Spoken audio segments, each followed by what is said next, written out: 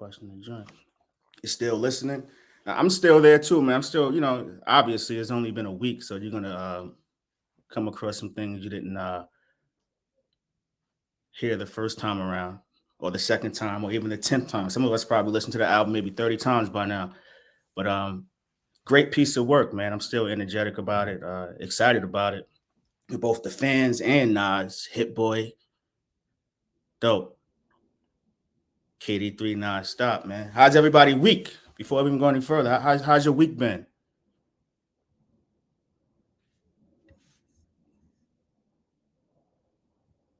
Album of the year? I think it's safe that we can start having that talk now, right? We're reaching the third week in November.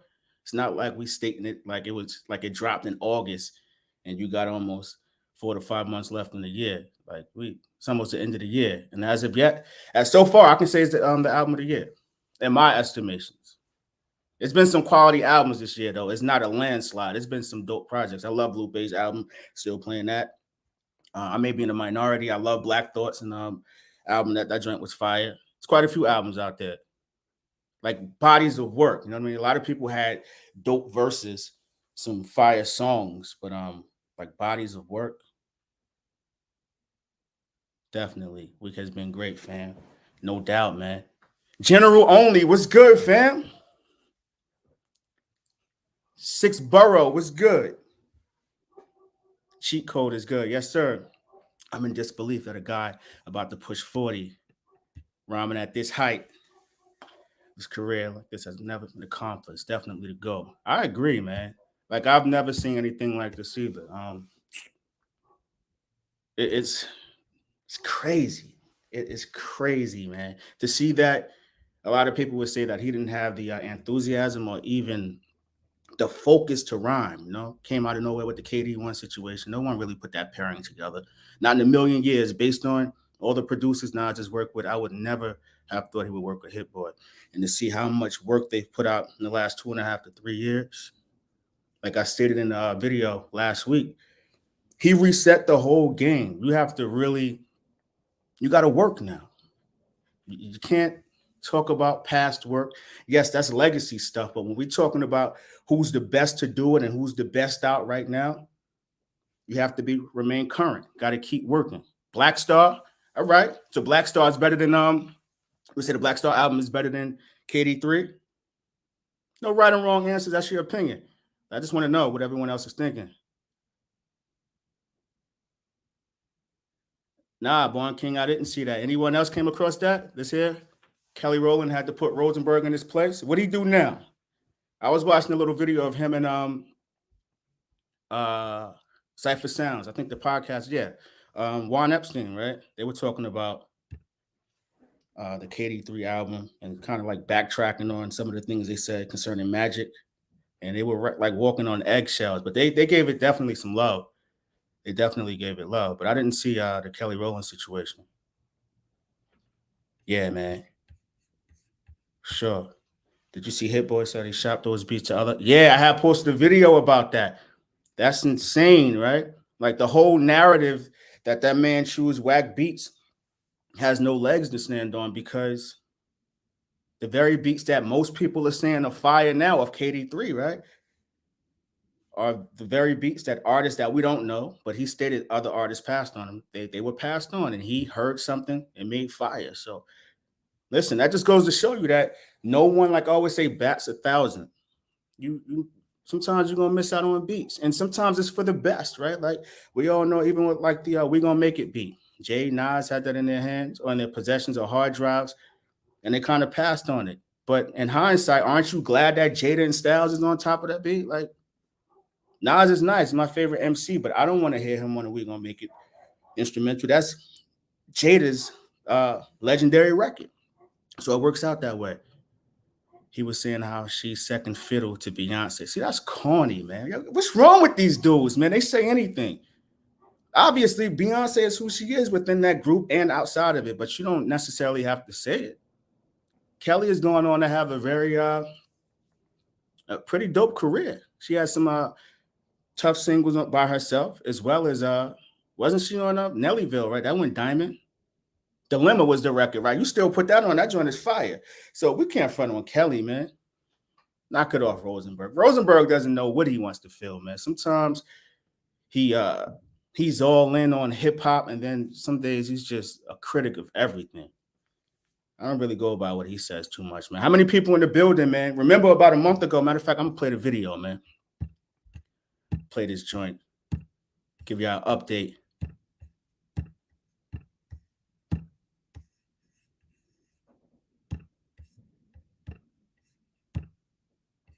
Yo, what's the deal, fam? Rolling Stone actually wrote something pretty interesting concerning Nas. A good review concerning the New York State of Mind tour featuring Wu-Tang and Busta Rhymes. And after reading it, I can honestly say I played myself not going to the New Jersey show, man.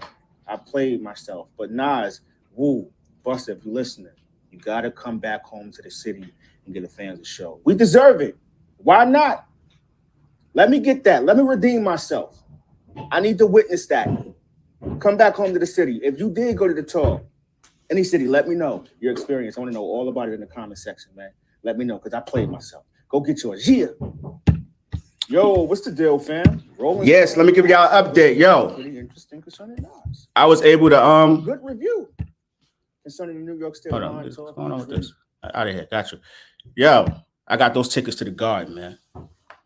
I definitely got those tickets to the Garden. How many people going to the concert at the Garden? February 24th. Anybody? What's sad to say is that I'm seeing people still nitpicking Nas about people not understanding that he's having fun. They criticize his bars and flow on KD3. But you got to take that with a grain of salt. First of all, who are these individuals? Have they ever been satisfied? Have they ever locked in consistently? It's crazy, man. After this project, after Magic and this, he has, prior to this, he's earned the right to do exactly what he wants to do. He's an artist, but nah, that's whack, man. I'm not with that, man. Can't nitpick that. If you start, like, I know Hitboy said how Nas didn't want to put beef on the record because he felt as though it wasn't as in depth as probably I Gave You Power or Rewind. But the average artist still can't do what he did on Beef. That joint is fire, man. And if they could, they would, right? How many people have touched that or even attempted to tackle that concept? If it was that easy, everyone would have done it. He possesses a different skill that most people don't. Or you was at the Oakland show, fire. Yeah, that's what's up, man. I'm glad that they decided to come back to the bring it back to the city, man. Because they went around. I know they went to Newark and was somewhere else in Jersey. 2 cities in Jersey and nationwide. And I was wondering why they didn't come back to New York, why they skipped it. But I guess they had a plan all along. So you're gonna be in the Garden on the 24th. I don't know who he's bringing out. Is not on the poster. I'm pretty sure it's gonna be some guests there, right? Surprise guests, but I'm looking forward to that because I definitely played myself missing out on the Wu-Tang and Nas tour alongside. Busta was on that joint too, right? Yeah. I don't know. So what's your favorite song on KD3? Well, what are you playing at this moment? I know at one point I was playing legit back to back to back. That Hood to Hood may be my favorite record at this particular time. And yeah, probably Hood to Hood. That's my joint right there. That Beef track is amazing. Can't compare it to his older tracks. It is what it is. My point. Once you start comparing an artist to their own work, come on, you've reached a different type of status. You pretty much become the standard if everything you do has to be compared to what you did previously. That's another attribute. You can check that off. Like, listen, he's proving why he is who he is. You're comparing, obviously, at one point, it was illmatic, couldn't get past that. Now people are comparing KD3 to KD2, right?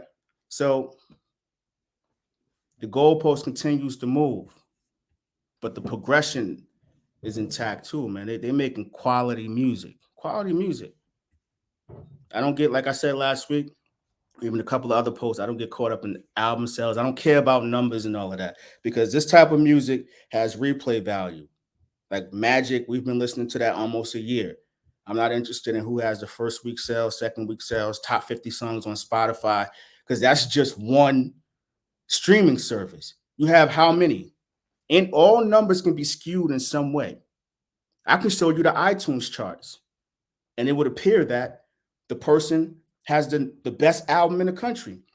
But everybody doesn't use Apple Music or iTunes. It's different. It's not like when you had to go to a store, an FYE or the Wiz or Virgin Records or even a mom and pop and buy the CD, and it counts towards SoundScan based on whatever they shipped. Now you have so many different ways of buying the album that the numbers that they're showing, we don't necessarily know if they're true. And you can kind of like bundle it alongside your merch. So we don't know how these numbers work. I go by successful albums. The criteria is the replay value. Who's still playing it? Are we still talking about it? Shout out to 21 Savage and Drake. Her Loss. Successful album with regards to numbers. But I be outside, whether I'm going to work, in the crib, nobody's playing that. I don't hear anyone playing that. So that's my thing. I don't care about 30,000 streams or record sales the first week. If that's any indication of success, I believe Illmatic sold the same amount as first week. That's end of story. And people, that's the hip hop Bible in people's eyes. So if record sales didn't matter back then, when that was the only way to get the music prior to streaming, why isn't 30,000 cool now? Replay value. That other stuff don't even matter. Get Light, 30, legit, done, Beloved, a serious interlude. That's crazy how you can ask someone about an album, and I'm reading the comments, and everyone likes something different. That's the sign of a great album, man. It's something for everyone. I was saying how that Get Light record, man, they need to be doing like a TikTok challenge or something, man. That joint is fire.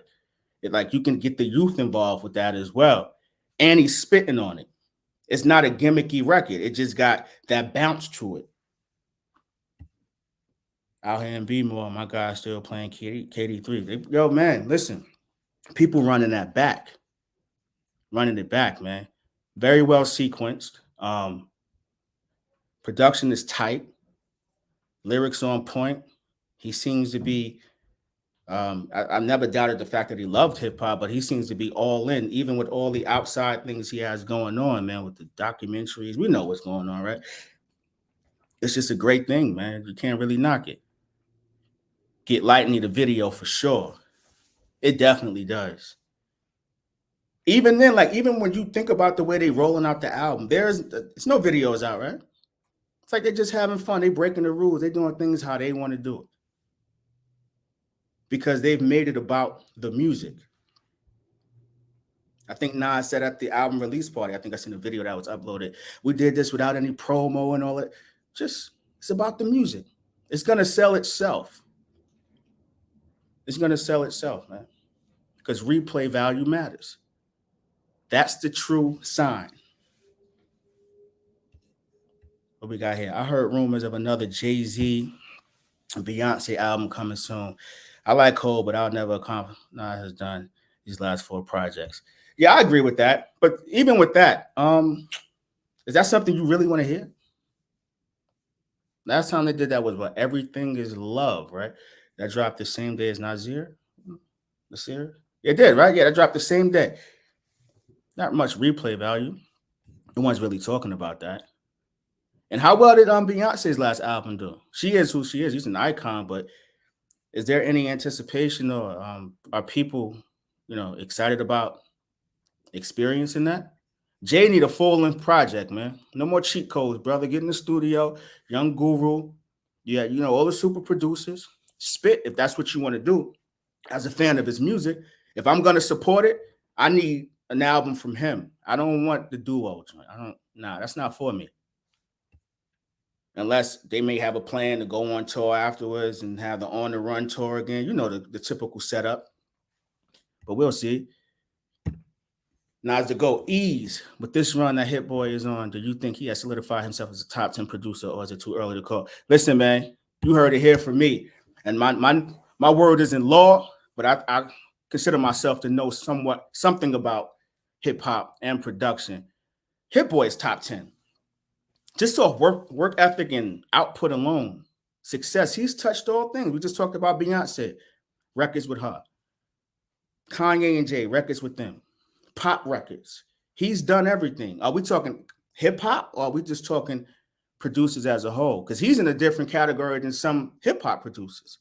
As much as I love a Pete Rock, he's a top 5, top 3 hip hop producer. But when we take away the hip hop and just put producer, does he stay in the top 3 or does he fall down? Hit Boy has touched everything. And he's still young. He's still young. And he's growing. Like, you can hear it. Like, from the KD1 to now, you can definitely see that he's growing as a producer, man. I think he's top 10. What do you think, Nas? Go. Jonathan Coleman, what you got? Jay-Z doesn't have it in him anymore. He's satisfied with on one feature a year. All right, that's cool. If that's what works for him, I don't knock him. He got enough work to to sit on and go to tour on for the rest of his life. But being the GOAT, at least for my estimation, as long as Nas is outside, for him to carry that title, he got to come give us some music, man. That's just what I feel. Jay-Z need about 3 projects. What's the last Jay album that you loved? I think that's a pretty good question. What is the last Jay-Z album that you liked a lot or loved?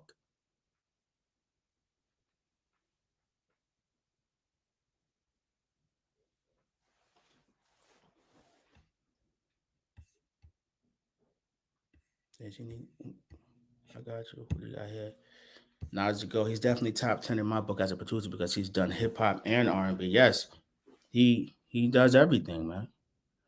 And you still have the people who nitpick with some of the things they don't like his drummers don't hit hard enough. But that's it is what it is. It's nitpicking. Every song doesn't call for blaring drums or an SP1200 sound, or like, it's dynamics. It's dynamics. Every song is different. But what he lacks in people's minds in that area, how many people can switch up beats like he does, different elements in and out, and it still sounds like one cohesive unit. Not like they took, like 2 or 3 different beats, put them together and made it one song. Like, when he switches up, what is it, WTF? SMH, right? That's another example. Look how he did that. That's production, man. Post-production. A lot of that stuff is probably being done after the vocals are laid already. Blueprint 2 is the last Jay album that you love, Jonathan. JB was here. What up? I'm late again, but I'm here. Yo, we ain't been on long. We've been on here, maybe 20 minutes? The Rideshare Cam 20. Keep doing great content. Ease. Yo, I do it for y'all, man. But I enjoy engaging with y'all, man. Be having a good time up here. I learned so much in the comment section. Y'all be talking that talk. A lot of hip-hop historians up in here. For sure. American Gangster. So we got Blueprint 2. I just asked a question. What is the last Jay-Z album that you love? Jonathan Coleman gave me what? What did you say? Blueprint 2 or the Black Album? People saying American Gangster. JB was here. The Black Album. When did the Black Album drop? 2003? Something like that? 2000? Was it 2003? Yeah, that was like the G-Unit era, right? I remember I think he dropped that album the same day G-Unit dropped Beg for Mercy, if I'm not mistaken. That's dope. Last dope project Jay had in mind, I would probably say American Gangster. I still play that from time to time. Like, Jay get busy, man. Like I said before, I know I'll be in the comments going crazy because I think Nas is the GOAT, period. But I got facts to prove it. It's not emotion. But Jay is who he is. He's dead nice. And if anyone, I'm not, if you don't believe he is, that's your opinion, but you got to give me some facts as to why. Especially like he got classics, man. He has classics. Classic verses, classic moments, classic albums. Man, Adriel Green was good, fam. This 4-album run has been so great that I don't even like to separate the albums. Wow. Since 2020, it's been the Nas and Hitboy era. Wow. Each album sounds different but flows seamlessly all together as a playlist. That's fire. That's high praise. They got an era. That's a fact. 2020. And to think about it, KD1, we as Nas fans, we did not know what to expect. If you tell me that you knew that this was going to happen at that time, there's no way in the world you thought that. It's just, when KD2 dropped, I remember people were going crazy over the middle of the album where it was Store Run, Moments. What was after that? Nobody, right? My favorite record on the album is Composure, but we thought Hitboy, I hit his stride then. Then he doubled back with Magic. And what makes Magic so dope is the fact that he removed himself from it. He didn't make it. It was no longer the Nas and Hitboy. Because if you notice on Magic, he doesn't have the Hitboy tag on any of the beats. Like he removed himself. Yo, this is Nas 93 era type album. I'm going to remove myself, just provide the beats. And now we're back to the KD series where they're a tandem. And now he's putting his tag back on the beats. Like, it's the little things, man. Like, the kid is selfless. He's talented. He's still evolving. He's bringing the best out of Nas. Man, it's different. We haven't seen anything like this ever. In the history of hip hop, no one has ever done this. It's never been done. JB was here, the Mass Appeal era. Nas out here carrying a label by himself. I thought Dave East would have. He ain't been on none of the projects. Honestly, for me, and I've always said this, Jay was never the same after Ether. He dropped 2 decent albums after Ether, Black Album and American Gangster. Yeah. Because I think Jay's biggest problem is, and I could be wrong, this is just my opinion, this isn't law or fact. I think that content, that's what makes Nas so great, right? The ability to just get into different pockets. I'm gonna do some conceptual records, do beef. We're gonna speak about beef as a living thing. You know what I mean? We're gonna do a rewind. I gave you Power, Undying Love. That's just one aspect of Nas. Book of Rhymes. Then he can get crazy like a Stillmatic intro. Ether, he allowed us to see his battle background, right? He can be introspective like Memory Lane, last verse. Life's a B with AZ. He knows how to be a team player and step back and do what's best for the team or the record. Like, so many different aspects. With Jay, he's always had dope producers, but it's almost like with 444, that was his last creative thing. And even then, that's like Life is Good Part 2, right? American Gangster, that was attached to a movie. So the plot was already set. You just have to write around it.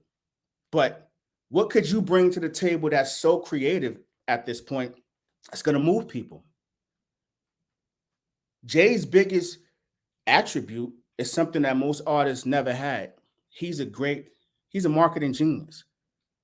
The ability to say, I'm going to retire and have people sell out the garden as if he's really going away. And I never believed that. He was still in his prime.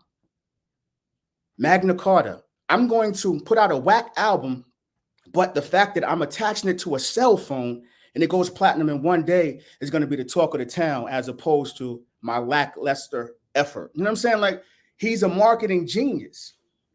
He's great at marketing, but full-length albums, it's been a while. And I'm not that guy that said he can't do it, because I would never count him out. I won't count him out. But at this particular time, I don't know, man. Is he relevant? His voice and flow is very intact. Somebody in Nas' campaign mentioned that he is boxing. Magic hits different. Listen, we've never seen anything like this. That's all I'm gonna say, man.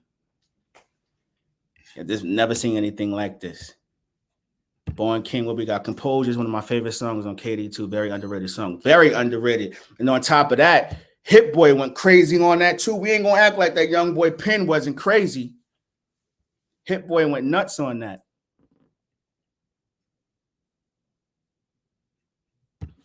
Nas said he's gonna do an album with DJ Premier. I know he mentioned it on the song 30, but is that something you want to hear, Ted Hill? I'll check it out for sure, but it's not anything. I wouldn't want him to step away working with Hit Boy to do that. But if that's something that's tugging at him, maybe it needs to be done. Jonathan Coleman, Dave East is not that good to me. He's a good rapper. Something is missing. I never go back to his projects. He's boring. You know what I think? I think Dave East stopped attempting to I don't know, reach this kind of like the Memphis Bleak situation, right? Like you have an icon in front of you. I think he just found his lane and said, yo, I'm gonna sit here and this works for me. And he's very successful at it. He's not trying to be the world's greatest rapper. He's cool with just putting out projects. And even if some of it sounds the same, it's a formula base, but I guess it's beneficial. That's what I gather, because early on, I was one of those people putting the pressure on him, like, nah, he got to come with that heat. He was putting out projects from the Karma series, the mixtapes, his album. But then I guess he said, you know what? I can just put my songs out on YouTube. I'll do my own distribution, and I'll just do deals outside of it and probably make more money than 75% of the rappers. Do you agree that each project in this run was a level up? KD1 was super dope, but as far as Hit Boy's beats and Nas rhymes, KD1 to Magic. It's a great question. KD, you know what it is? I think each project had fire on it, right? But like with KD1, a lot of it wasn't hit or miss, but it wasn't as consistent as KD2, right? Magic was more so, as Nas fans, the majority of us we're in love with a certain sound. We love everything he does pretty much, or we evolve with him, but sometimes you kind of like associate someone with the Nasty Nas era. Like we wanted to hear that. But I think KD3 even topped that because he tried different things and he was successful at them all. You don't listen to KD3 and say to yourself, like, damn, they shouldn't have did that. Yo, that's crazy. That's whack. I don't get that. I like everything that they tried. And I'm not even one of these drill rap fans, but it's refreshing to hear a legend try it, but not bite the same flow that all the other cats use when they use those beats. You know what I'm saying? And he's saying something I can relate to, something I want to hear. Born King, I like Dave East too, man. Do you feel like he reached the I hate having questions like that, asking questions like that, because who are we to say if someone reached their potential, right? But it just felt like he was out of here, you know? And it didn't happen that way. Yeah, I said the same thing as ago. Sometimes it gets repetitive. I agree. KD3, the energy, Nanas, yes. It's fire, man. What's your favorite song on it, though? Thun seems to be going. Yo, as a matter of fact, I had to ask you this question, right? Thun, right? We had posted a video of Hit Boy making the beat. This maybe it's the Queens in me, but I feel as though he should do a remix and pull in Banks, man. Did y'all hear Banks on the Thun beat? Am I bugging? Let me know. Nas doesn't typically do things like that, but I think that would be pretty fire, man. If I had to rank them, for me, it would be Magic, KD3, KD2, KD1. All right, yo, listen. Magic, a lot of people have Magic in their top 5. The only thing that would probably, you see, with the top 5 is so hard, right? Because those albums,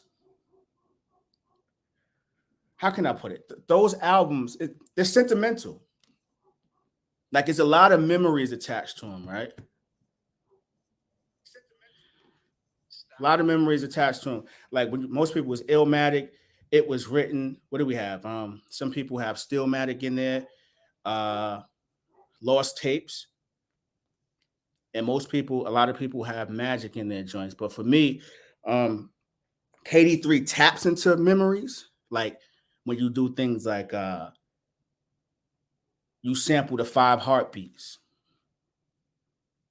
Like, damn, everybody's seen that movie. Everybody know the Eddie Kane. Everybody growing up in a certain household, everyone has seen that movie. So that's a memory that's attached to the actual album. But growing up with Nas, when Stillmatic came out, maybe you was going through something. And it holds a sentimental value to where it's kind of hard to penetrate people's top 5 no matter what he does, because the albums that he's dropped previously, people hold near and dear. And right now they may be in a much better place. They love the music, but it's not necessarily helping them get through something. They're just having a good time with it. It's kind of like Mary albums. No matter what she does, she probably can never get past My Life, because there's so many young females or Share My World that went through things around that time. And now, you know, things are a bit different. They love her music, but that time it kind of raised them. You know what I'm saying? You need Raekwon on Thun. Thun is a Queen song. I agree. General Only. This is my man right here. Like we got to put somebody from Queen. First of all, if P was here, we know he's on that record. I'm willing to bet it all. If P was here, God bless the day, the legend, certified top 5 in my opinion, we know P would have been on that record. It just sounds like him. You know what I'm saying? But yeah, like that joint rang off, man. Definitely did his thing. Who we got here? You ranking the albums too? KD3, KD1. Whoa, okay. Magic and KD2. That's my order. KD2 was dope, but a bit slow for me. What I like about KD1 is that even the features were dope. Yes. All right. All right. I was thinking about something too. Nas, Magic had 9 tracks, and this has 17, right? So that's a total of 26. If Nas never puts ASAP Rocky on Wave Gods, he goes 26 records without features. 26. Think about that. He would have went 2 albums without no features had he not put ASAP Rocky on Magic. That's crazy to me. That is insane.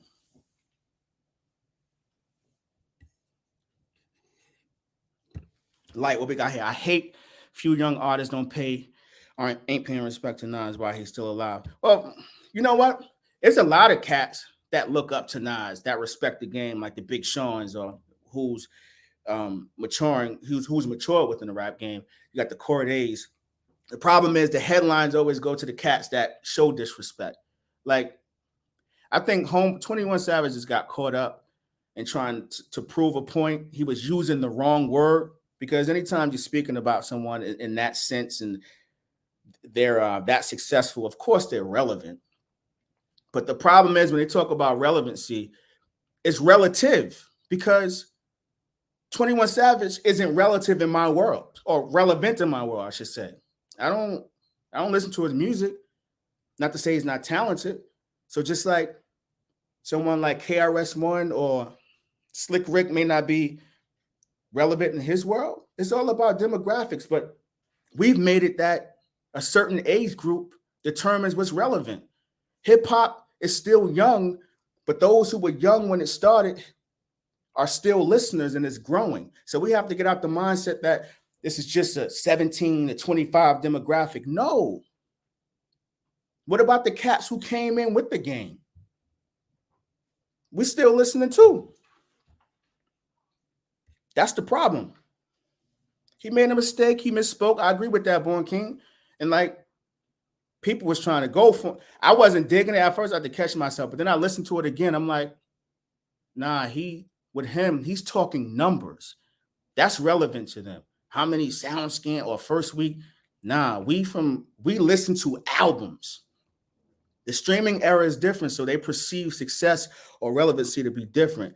But I'll always stand on the notion that relevancy is it's relative. We all listen to different things. Like AZ is one of my favorite rappers. He's relevant to me. To somebody else, they'll be like, yo, he washed. He ain't done anything since Sugar Hill. Because they don't listen to him. But I do.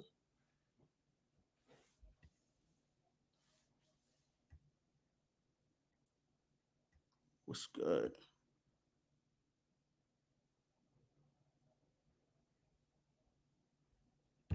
And this is the one right here. He's absolutely correct. Only in hip hop we do that. We do two things I can't stand. We equate success with money, or we get into this whole ageism aspect. Like, you never hear like country music stars don't be beefing with each other, fam. Don't do that. They go on talk, do that. Even if it is beef, it ain't nothing to talk about. Go crazy. Garth Brooks ain't talking about his money, and he's not considering that to be his the barometer of success. Nah. Only in hip hop where things don't go our way, we start shifting narratives. Well, this one made this amount of money. A lot of people made money, but we talking hip hop. Hip hop is what? It's a culture, right? Derived around what? Sound, music. Whether you breakdancing, you still need sound. You need music. If you rapping, you need beats. You need sound. You know what I mean? It's around sound. It's around the music, not about money. The goal is to make money and take care of your family, hopefully. You don't just want to be famous. You want to have some wealth attached to it, but nah. Only in hip-hop. You're right, fam. We do that. And I know people say, yo, we always talk about what we do and how when other people are negative. No. I hear no other non-genres behaving in that way. We be tripping. For real. Definitely tripping.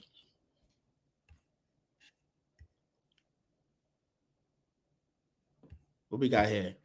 I Am is always slept on for some reason. I love I Am. It's just not in my top 5. My top 5 is, I don't even know what I just know I got a top 3. And depending upon, like we said, we had a discussion last week about the Lost Tapes. Lost Tapes is one of my favorites, but depending upon the criteria may change, considering who you're talking to. Some people may say Lost Tapes isn't an album. So then I would probably have to substitute it. But for the most part, Illmatic is definitely in there. I don't even know if that's my number one. No particular order. It Was Written, Lost Tapes, Stillmatic. And I'll probably go with Godson. That album means a lot to me, man. I love Godson. But I can understand why someone may have I Am in there, because it means something to you. We have an attachment to it as well, because a lot of people base I Am on the bootleg original copy. You know what I'm saying? Now that's a whole different other argument, because when that was flying around, man, listen, those are good times, man. That CD, I played that joint to death. Think about what Nas has been through, all those mishaps, man, with leaks. One of the greatest albums ever probably being leaked. And I did a video on why the I Am leak worked, and it was beneficial, but he's came back from all of that. That's how you know he's an artist, and he's very creative, because he's able to pivot. A lot of artists can't pivot. Something bad happens and everything just falls apart. He doesn't really have that issue, because he's okay with stepping away. A lot of people attributed his lack of activity to laziness. But as you get older, you start to see that, nah, he was just moving at his own pace. And that's what life is all about. Don't let nobody hurry you. Don't let nobody rush you. You know when you're ready. I always say Nostradamus gets unfair treatment. There are some gems on that album. I believe that too. I did a video on it. I had to keep plugging my joint. I did a video on why that got why it's the reviews that it got wasn't very fair. A lot of people went off of what others were saying, but if you go back and listen to that album, it's not in the top 5 by any stretch of the imagination. It's not, at least not for me. You would have to really give me an entire dissertation for me to believe it. But It's not, but it's not a bad album either. It's definitely better than some other high profile artists' entire albums. I'm willing to bet that. Devon, what's good, fam? Peace. Um, Godson, most definitely, I agree with that. Nasir is another one of my faves. You know what? Nas wasn't the issue on that album. We know what it was. The production wasn't in. It just didn't sound like a cohesive project that we're used to dealing with Nas. Whether you like all of Nas albums or not, one thing you can say is that the finished product sounds as though he took his time with it. Nasir, he allowed someone else to have that power, and you can hear it. It sounds rushed, but he's spitting on it. Simple Things is my joint. I still play that at least once a week. That's my joint. That speaks to me. It's the simple things in life. Definitely. Nas's worst album. Yes. But we have to think about this, right? Just like I said, I Am is the leak was very beneficial to us as fans and Nas because we got a chance to get Ether or the Stillmatic, right?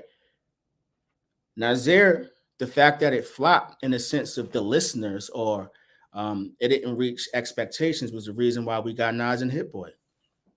So you got to find a silver lining in everything.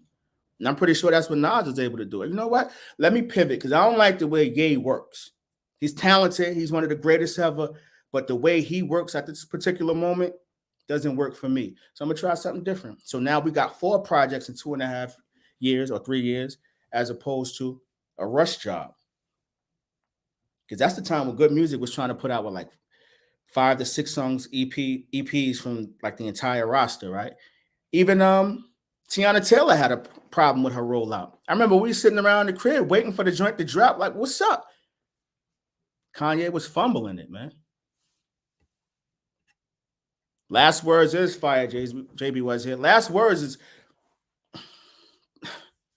That's what I mean. Like, a lot of cats can't tap into that. That's what makes. He's an artist, not a rapper. He's an artist. He's an author. He can get into different bags. A lot of cats don't have that. That's why you can't say Nostradamus is a whack album because he got some joints on there. Life We Chose, come on, we're not gonna act like that's not fire. That joint is fire. Yes, sir. Almost 26 songs with no features, man. That's a double album with no features. If he left ASAP Rocky off of Magic, son, we talking about we adding another attribute. Come on, he making it too easy, man. Making it easy. Streets Disciple is Nas's worst album. I like Streets Disciple, and you know what? It's kind of like the Untitled album for me. I was hard on them when they first came out, but as I've gotten older, you're listening with a different ear. Like, oh snap, I missed that. I missed this. I missed that. It's not in the top 5, but I can understand if someone can make an argument. I hear it out. But between that and Nasir will probably be at the bottom. Those two will be at the bottom of the discography. Not because of his pen or anything. It's just that he has a lot of top-notch work. See, people fail to realize when you're doing a top 10 list, top 20, something has to go to the bottom. It doesn't mean that it's trash. Something just has to go to the bottom. It's like doing a top 3 Nas, like Nas monikers or personalities. You got what? Nasty Nas, Escobar, and Godson, right? If Godson is the third best era that you enjoyed, does that mean that that era was whack? No, it just means that Nasty Nas and Escobar was just at a different level. But when you compare the Godson era to any other rapper, there's no comparison. So when you're doing those lists, keep in mind that something has to go at the bottom. Untitled is fire, man. Outside of probably the Minstrel Show, it's probably one of my favorite conceptual albums. I think it's better than To Pimp a Butterfly to me. That's like To Pimp a Butterfly's dad. You know what I'm saying? They made it possible for that to happen. Hip hop is dead. You know what hip hop is dead problem? The issue with that, at least, I'm big on sequencing. You know what? We should do that one day. We should resequence that album. I think that's an issue for that album as well. Like some of the songs are in the wrong place. That's the only issue, and that just takes away from the album. And I think that's why KD3 is fire too, because if you listen to KD3 on shuffle, it doesn't really the rhythm, you don't lose the rhythm of or the anticipation of the next song. Like it's there. The way that album is made for streaming. Most definitely. Most definitely. Sekou Story, Live Now. Yes, sir. Say another conceptual, like that story. How many rappers, MCs can tap into that? Not many, because that's author-like. That's a novel. I also did a video on that too, breaking those lyrics down. You can check it out on my channel. Like, that's different. And that Live Now beat. We were talking about Nas choose whack beats. That man, it's one verse on there, but he understood the assignment. I got to use this for about a minute and a half so I can get on to the next thing. It's not about having 3 fire verses in the hook. Nah, when you're trying to put together a project or tell a story, you got to make sacrifices. Yeah, Lost Tapes 2 sequencing isn't great either. You're right, fam. It isn't. It isn't. But it got some joints on there. Queen's Wolf is my joint, man. Another conceptual. You see what I'm talking about?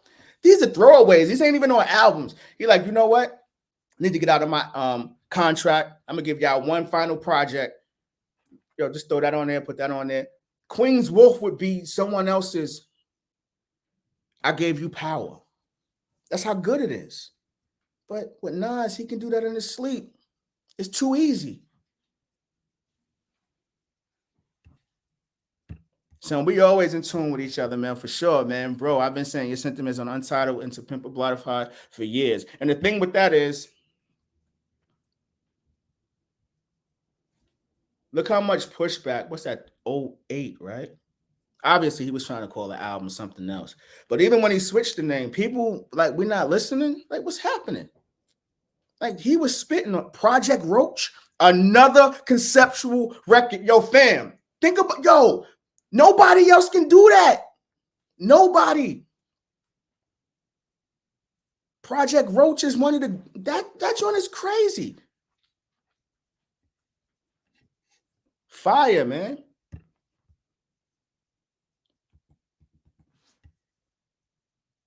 And that Nazareth Salvage. I think Q-Tip did that beat, right? Yeah. I think that's the last song they did together. I know Q-Tip had one joint on Streets Disciple.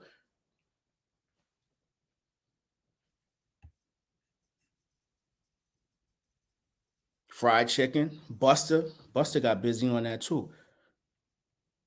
I think Mark Ronson did that beat. Yeah, he did. JB was here. The hook on Queen's Wolf is catchy as hell. Yo, Project Roach production, heat. Yes, it was. What's her name that did that? Because he did he didn't get production credit, but he did These Are Our Heroes with Buck Wild. What is his name? Because he did that on Mari's single too. I want to give my man this credit. He's from Jersey.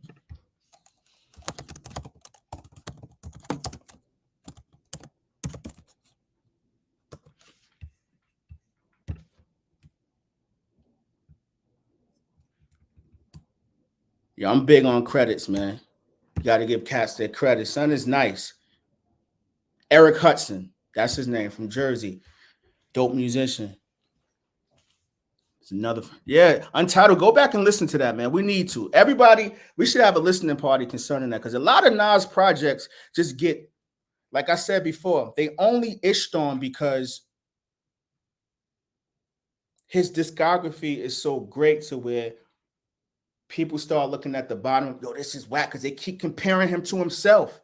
Let's start comparing his work to others. And that's the way that you'll see how great he is, because even in the comment section, there's people go, I don't like this about Nas. I don't like this. All right, so let's reverse engineer the entire conversation. Tell me who you like, what you like, and then we can honestly have a discussion. Because if you keep comparing that man to himself, you're just showing how great he is. I don't want to hear about Illmatic anymore. He did that. That's him. It's not like it's not like Kendrick did Illmatic and you can, Nas ain't got no Illmatic. Nas is Illmatic. So stop comparing Nas to Nas. If he's not the GOAT, compare him to your GOAT. And we can go album for album. And I guarantee you, after the discussion's over, you'll be like, yo, son, you got a point. You got a point, fam. If Kendrick did Project Roach on To Pimp a Butterfly, the world would stop. And that's the issue. And this week, we starting to see Adriel, like, even with these Grammy nods or snubs, I don't even care about snubs at this point, because those institutions don't matter, right? A lot of people not even submitting their music anymore. But Mr. Morale and the Big Steppers, I was championing that album. Like, I wanted it to be great, but I don't go back and listen to it. There's a couple of joints on there, but to get like 8 Grammy nominations, nah, fam. If Grammys are considered to be what it is, nah, that's not it, fam. They got to stop it, man. Last verse on Reasons was epic. Streets Disciple. Like, it's so many joints on there, man. Matter of fact, I think I posted that in the community tab on one like maybe 3 weeks ago on a Monday. Like, fam, that album is fire. It's fire. The issue was probably towards the end, it turned people off when he started getting into the marriage. But that's what, in the sense of getting married and telling a story about the wedding, because a lot of people weren't in that place in their life. A lot of things you don't appreciate until you are approaching those milestones in life. You know what I mean? As you get older, you listen to it like, oh, snap. All right, I get it. I'm a little wiser now, a little older. But at least you know he's being honest and he's speaking from a place or some truth. That's where he was in his life. Nobody bats 1,000. Nobody bats 1,000. Sometimes you're going to have hits and miss. But for the most part, as an artist, Nas is willing to take chances. And he don't be fronting on us as listeners.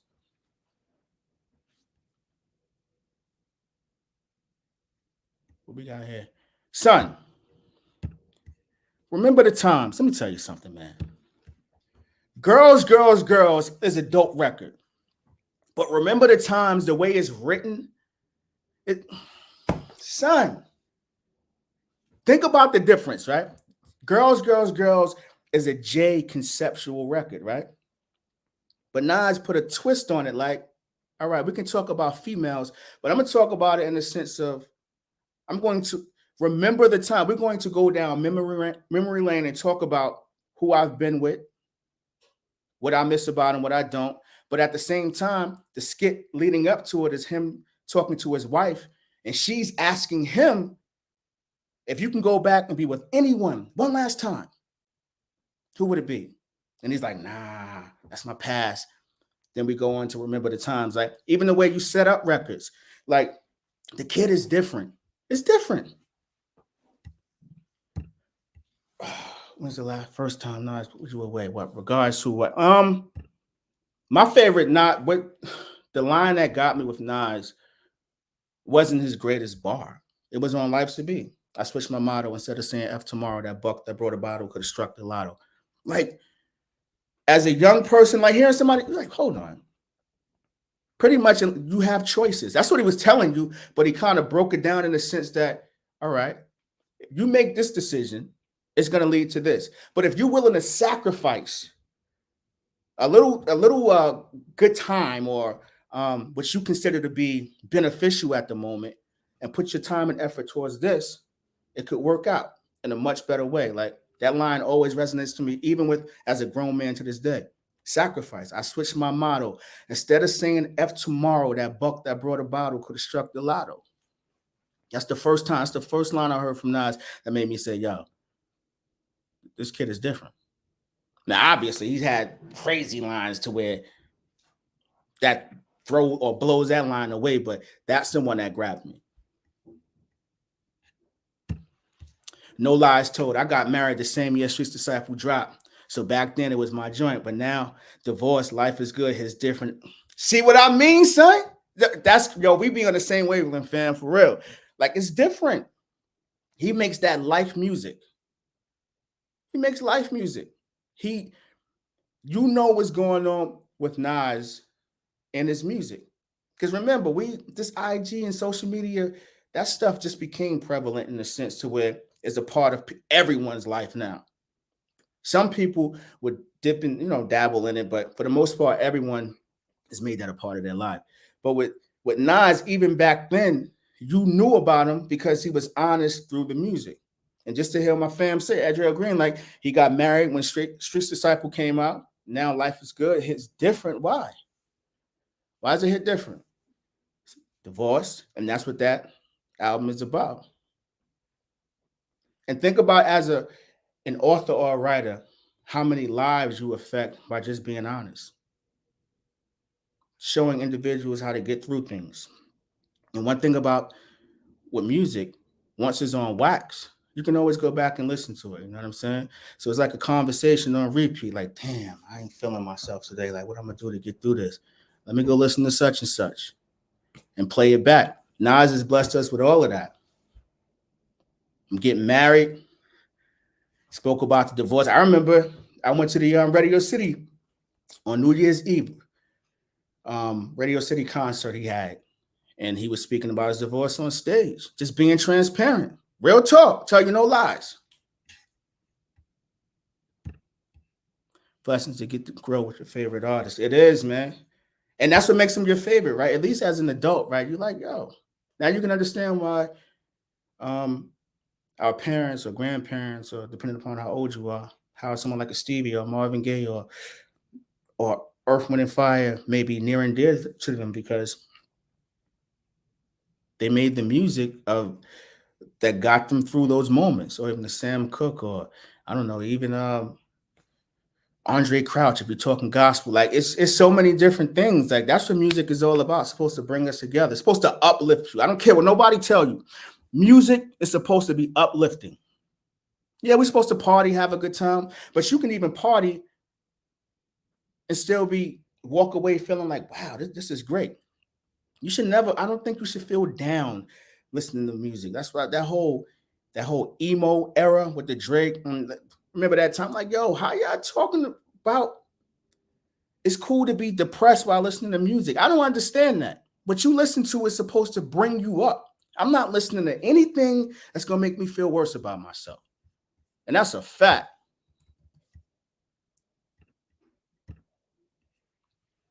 This is real. What we got? Where does Distant Relatives fit on your list? That is top. That's the top. Man, even with that album, the issue I have with that is that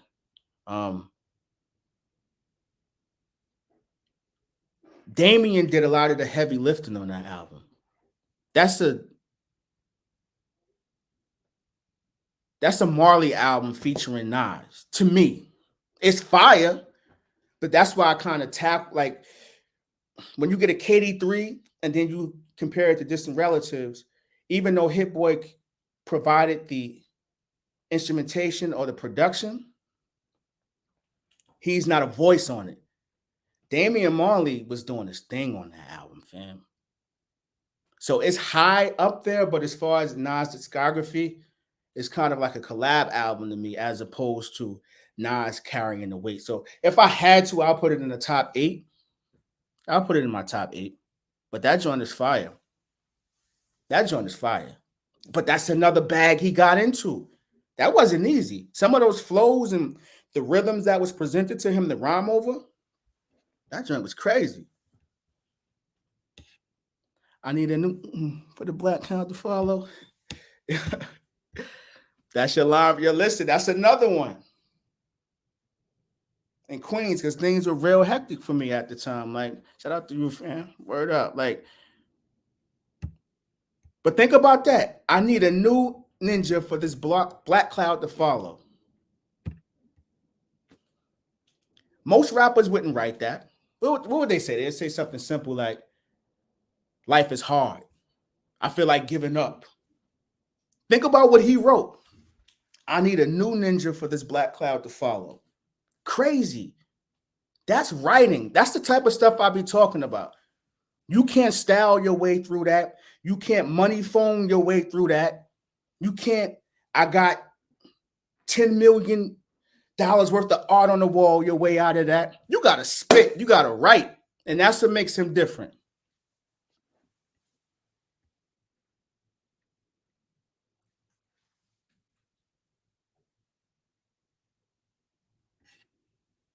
This is the truth. A lot of personal issues on just relatives. But that's the thing about Nas, right? Like, he don't really speak on the joint. Like I said, you'll catch it in the music. It's never really a pity party, right? He uses his art to get through it. He's going to write it through.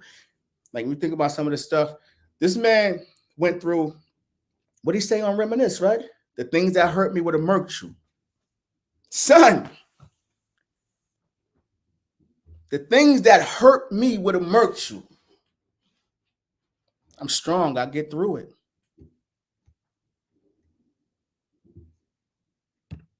Likewise, my brother. We in the same. Yes. Yeah. Yes. Yes. Same here. Because depending upon who you listening to, you just getting the audio book. Nas is providing audio books.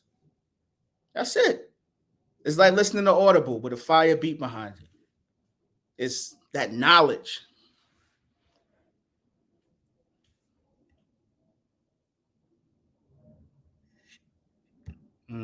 He was the first MC to show that street's vulnerability. He gave birth to MCs exploring different truths. Yeah. And that's why I don't get into the whole Nas and Rakim situation, because although I think he was influenced by Rakim, what he went on to do was crazy, man. It's crazy. And he's still doing it. Look how we almost went back to Illmatic, start reminiscing on old albums. Bruh, he's still doing it. He's still doing it.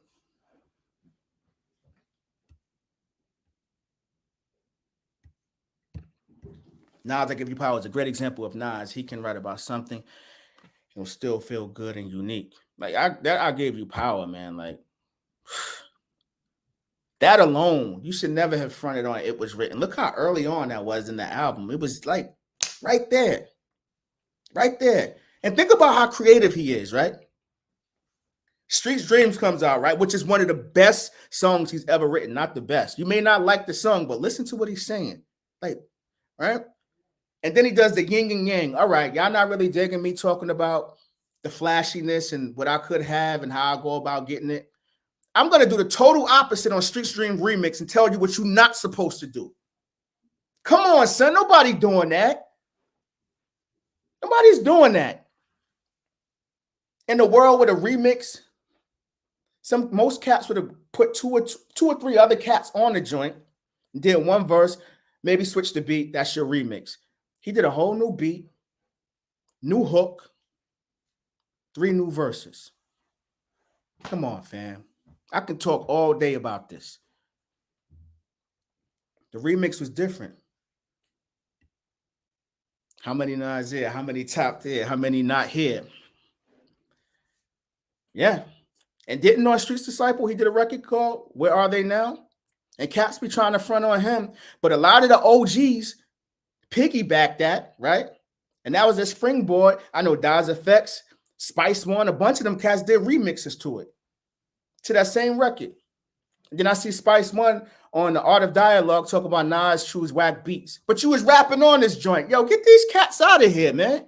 What they be talking about? Cats just be chat. They be chatting, man.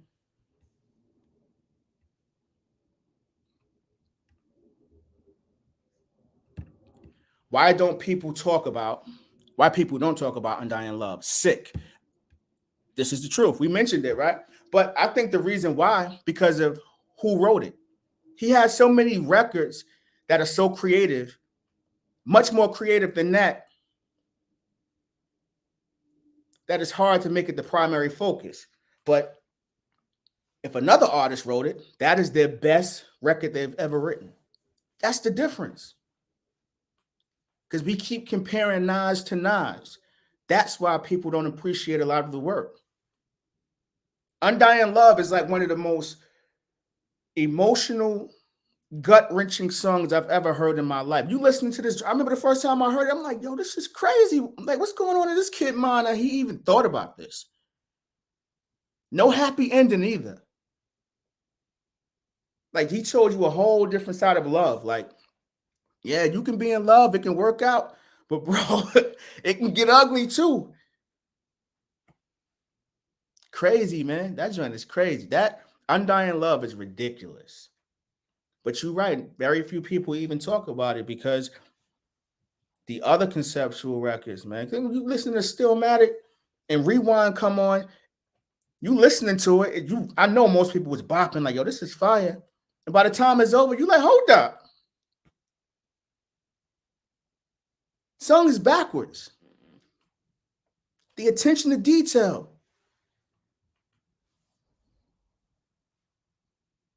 Saying shoot, don't please. Like, son, that son is crazy, man.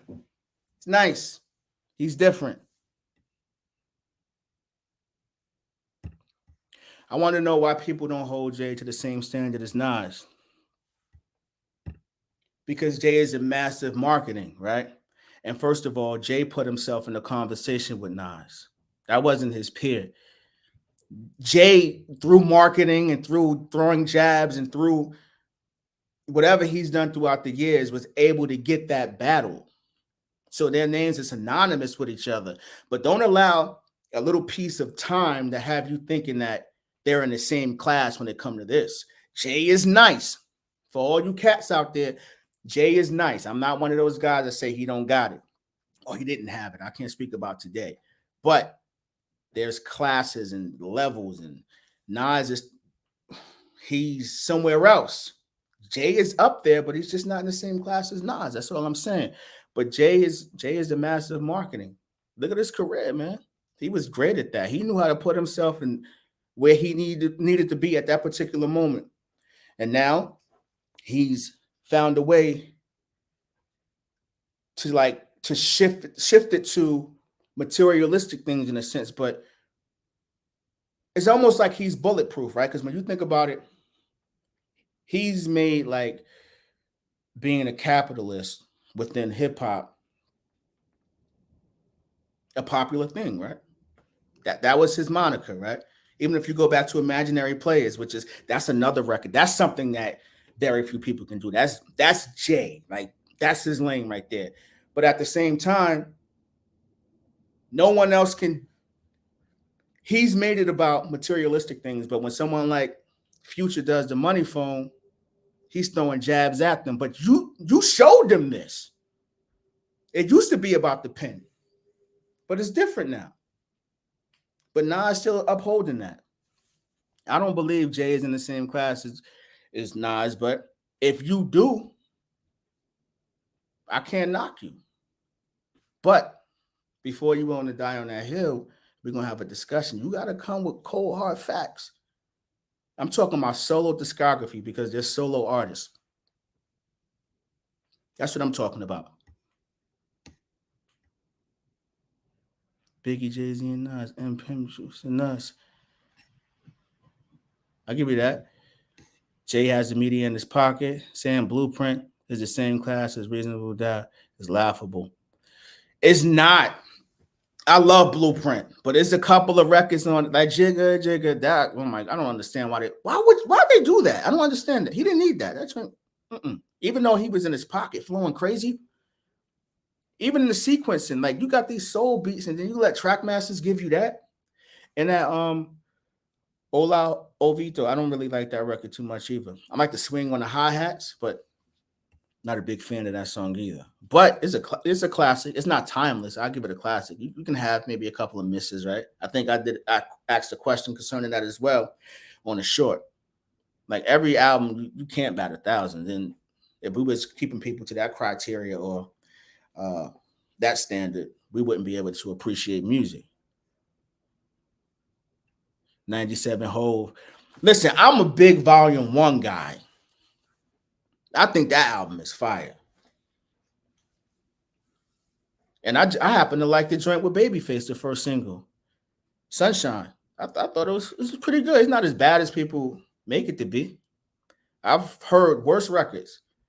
And at that time, you had to do that. That's the Diddy era. Like, that's the bad boy era. Like, that's just what it is. The Firm, they was tapping into that too. It happens. Volume 1 is fire. Half of Jay's discography is mid. Y'all believe that? The problem is the back end of it.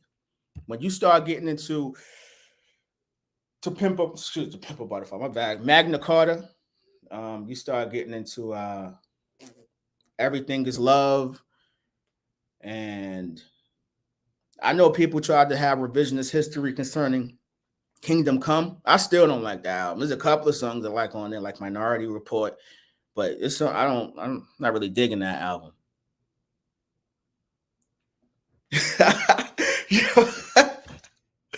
Yo, that Sunshine song was trash. It wasn't the greatest song, but we're not gonna act like that album not fire because of that song. He should have never did that. He made a mistake. Then he came back and rectified it and gave y'all Streets Is Watching. That's fire. So he identified the mistake or the misstep or mishap, and he rectified it. So we can't really. It's not like he stayed there and did 101. I Know What Girls Like. Like he tried something different.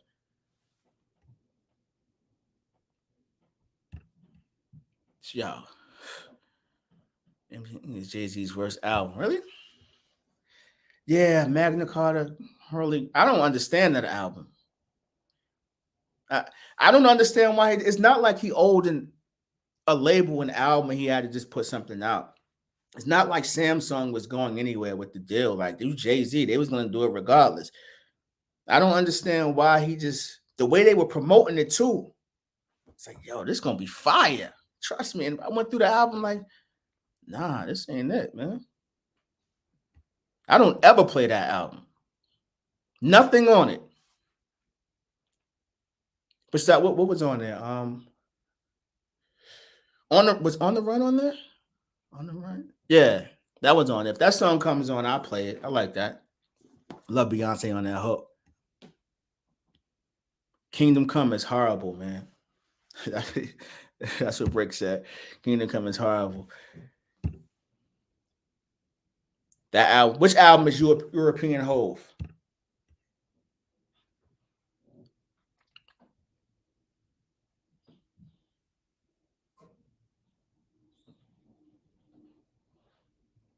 Ocean. Okay, Ocean's all right.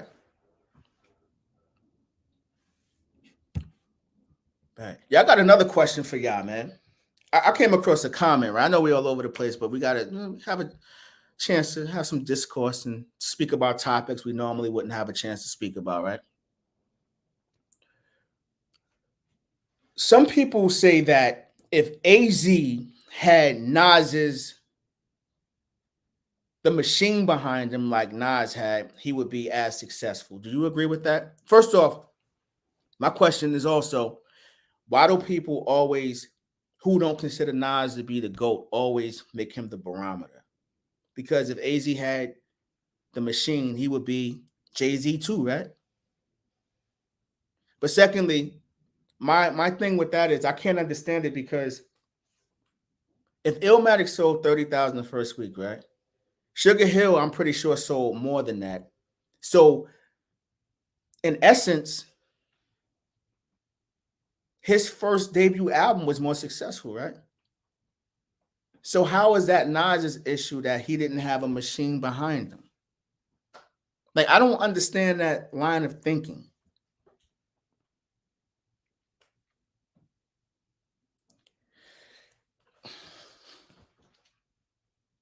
Like, I don't understand. And this is it. We're going to have this discussion because I'm glad I have people in the room who are like-minded, right? Brick said it as well. I believe, and you can quote me on this, I love AZ. He's in my top 5 or 6, depending upon what day it is. If I need a verse, the opening verse on a song of all time is either I'm going to see him or Prodigy. An opening verse, because I know the opening line is going to be prolific, it's going to be epic, it's going to be memorable. But I think AZ's problem was this, like you said it, he wasn't versatile enough. He didn't have the range. And that's why Nas never did an album with him. Because if you look at the songs they've done, the majority of them, outside of Sirius, right? You have the Flyers, the Essence, and How You Living. Same subject matter. It's the same song. They just styling on us. It's creative. You got More Money, More Murder. That's an outlier. Nas is on the hook on Give Me More. But when we're talking about complete songs and they both spitting, for the most part, it's the same subject matter. And that's why I feel as though that album never happened. So this whole notion that Nas was scared to do an album with AZ because he'd out-rap him, no, it would be monotonous. It would be the same songs throughout the whole joint. Because AZ has never given us a conceptual record when you really think about it. He's given us lines that they pierce your heart. Like, that's his gift.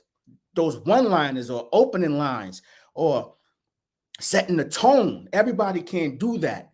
But I feel as though that's the reason why that album never happened, because Nas understood AZ's limitations, and the album would never be, because remember, when you're dealing with those two whole high-profile artists, people are not going to just take it as art. They're looking for a hip-hop thriller, and it wouldn't have happened.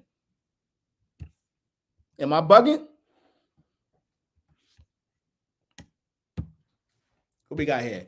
I love AZ, but he is more one-dimensional. Nas is more versatile, but rhyming alongside each other, Nas brings out AZ's A game. Yes.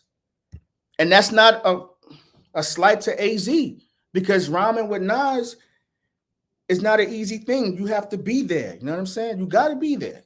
You have to lock and step, because he'll get you out of there. But I think that's why the album never happened. This is an interesting point, too. I prefer AZ to Jay-Z. AZ, listen, a lot of cats probably won't admit to it, but early AZ, 95 AZ, that's a different animal, man. Hold up. AZ kills songs with Nas. He's just not as versatile. Yes, and I think that's the issue. And we're in tune. We're listeners. We know what's going on. It doesn't make him a bad artist. He's AZ. How many artists were able to remain independent this long and drop a sequel album 2 decades later, and we all tapped in?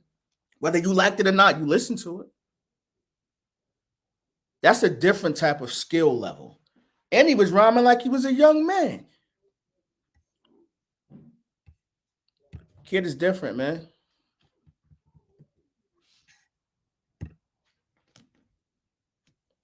I like how Nas zigs and everyone wants him to zag. People wanted him album with AZ, but we got Distant Relatives. Wanted Primo album, but we got Forward Hit.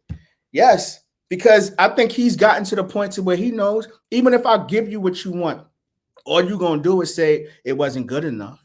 So I might as well go ahead and do what I wanted to do anyway. I was reading a review, and I'm not even big on this, on Hip Hop DX, right? It was like almost 100 and something people who gave the album a 5 out of 5. But somehow the writer, when he wrote about it, he said a bunch of great things. But overall, the score was 4.1 out of 5. Make it make sense.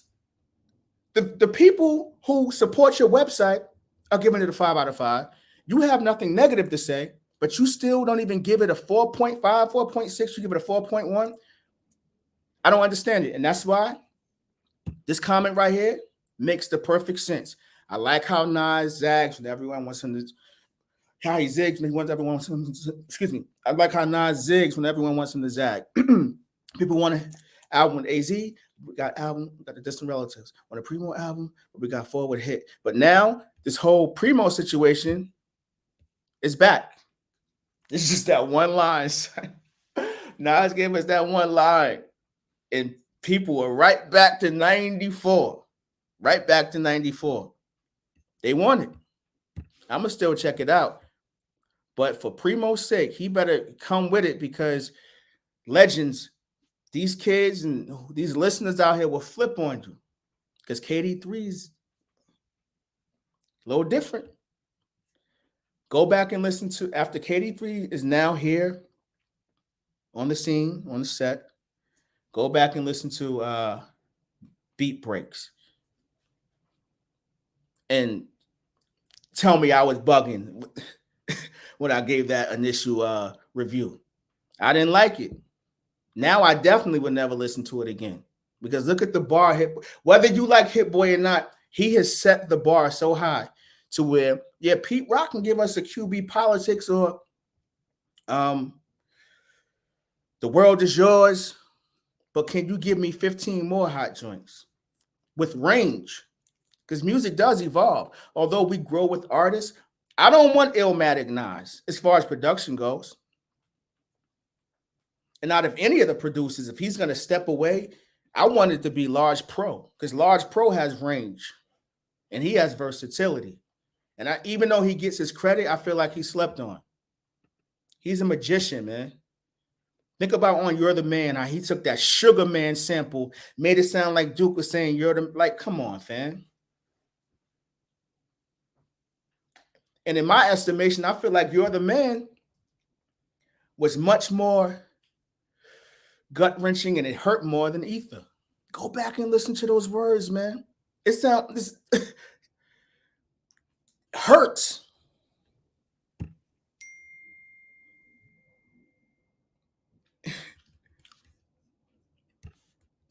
Where we at? Oh, my bad, G-Road. AZ was set up to win. First verse ever on Illmatic. Thank you. Had a huge first single. Thank you. Then he was on It Was Written. Yep, Affirmative Action. Album produced by Dr. Dre and Track. Yo, you preaching right now. So he got the Trackmasters, Dr. Dre, It Was Written, successful first album. Not to mention D'Angelo's Lady remix. AZ had his opportunities. He definitely had them. He had them. And he had a great career. He still is having a great career. That Just For You, I play that at least every other week. I try to get that in because it does something for me.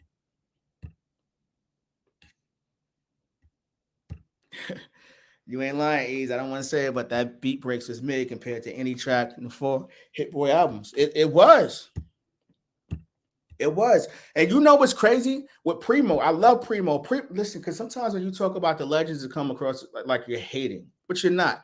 The issue with Primo is that we've seen his idea of range, and that's with Royce the 5'9" and Prime. And I'm not even that big of a fan of that. So I know that was him stretching his potential in a sense, right?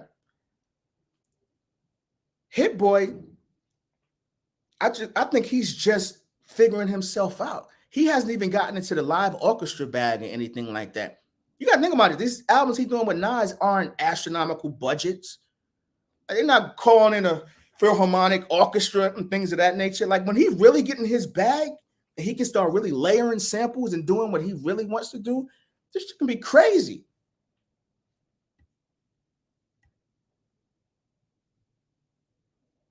"40 Year Club." I don't want to hear Pete Rock in 2022, respectfully. A lot of his production recently sound like elevated music. And you know what it is, too? A lot of the placements, the cat's not even pushing the production. Like, I think Griselda's great. I think Conway is at a different level than the rest of them. But sometimes the content that's being presented over your work can make your stuff sound lackluster. Like, I think that Pete Rock's his biggest skill was the fact that he could take 5 or 6 different records that were in different keys, different tunes, and somehow put them together and make it sound like a live band, like everyone sat in the room and played together. You know what I'm saying? But times have changed to where you can do that by just a click of a button, right? So that skill that he had, everyone else can do it now. And it's like he hasn't taken that next step to where, I know he was doing it around the Soul Survivor series where he would get like live keyboard players and stuff like that to play. But now it's like he's just pulling out his old beats. Like even when he did with Skyzoo, what Retropolitan, right? That sound like old Pete Rock 92, 94 beats. Like they resting on their laurels. We need that new work. Because he dope. He is who he is. Top 3 to 5 hip hop producer of all time. But Hitboy is attempting to go into a different realm, which is top 10 producer. Not a genre related, just producer. Because he got hits with everyone. Nothing he's done with Nas sounds like Racks in the Middle, which he did with Nipsey Hussle. None of it sounds like Trophies that he did with Drake. None of it sounds like Christmas in Harlem that he did with Good Music. Think about it. The kid he's different. Large Pro. I don't want to hear any more Timbaland and Nas either. I'm good on that too.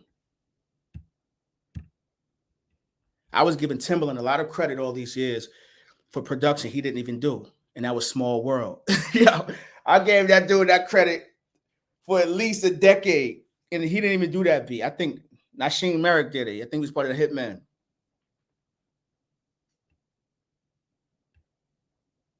Just stay with Hitboy. I agree, man.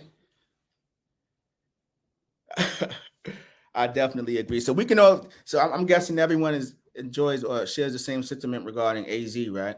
That's not on Nas. AZ had his opportunities, right? And AZ problem was too. I was listening to an interview with EMI. I think he signed with EMI, right? That was his first deal. He signed a 7-album deal, and the labels kept folding. So you know how folding doesn't necessarily mean that you go out of business. Sometimes a bigger entity might buy you out. And now when you look at the music industry, it's like 3 big labels. You know what I'm saying? Everyone else is just like an entity underneath it. And he kept linking with labels that were folding. So that's why he ultimately ended up becoming independent. And he learned that game because of some of the bad business practices of the labels he was signed to. So he became independent out of necessity. Nas ultimately became independent just seeking freedom, wanting to have ownership. Hitboy is not a producer, so what is he then?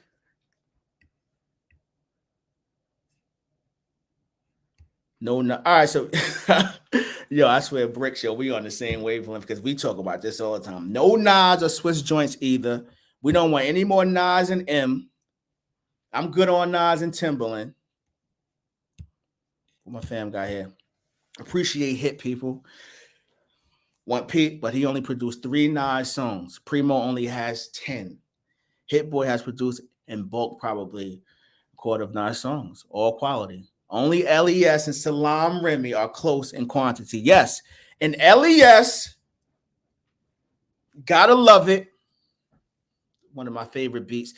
I think that's a Mandrill sample. Go back and listen to that. The sample is actually 3 bars. The way Nas is flowing on it makes it seem like it's a conventional beat. It's not, but he just caught the pocket. Almost like on Streets Disciple when he rhyming over, was it For the Rest of Our Life with A. Marie? The way that the beat is off, a lot of cats don't be pushing themselves to try those different things. But LES got some. LES may be the MVP outside of Alchemist of the Lost Tapes. LES got some joints. Had the I Am Nostradamus double CD came out, I Am the Autobiography, LES would have been a much bigger star than he is today. Because he had, man, listen. Go back and listen to the Lost Tapes and read the credits. He all over that joint. Salam, Poison, what goes around. And I know as most people go to, that's another thing about not. Think about, this is why Undying Love never gets mentioned. Think about how many records I keep mentioning that people put above Undying Love as if it's not a great record, but he has so many.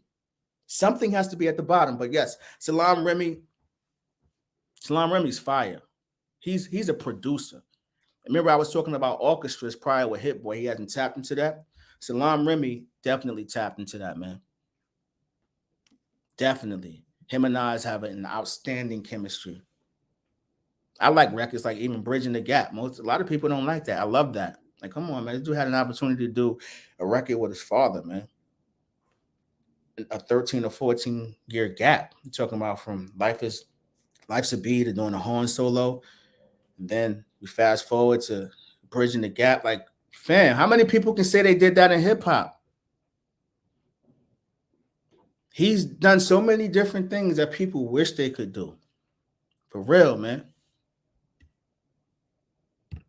AZ is doing well financially. Indie game strong. Quiet money. AZ. Absolutely. Listen, AZ is AZ. Don't ever. I said it before. He's depending upon the day, he's in my top 5 or top 6.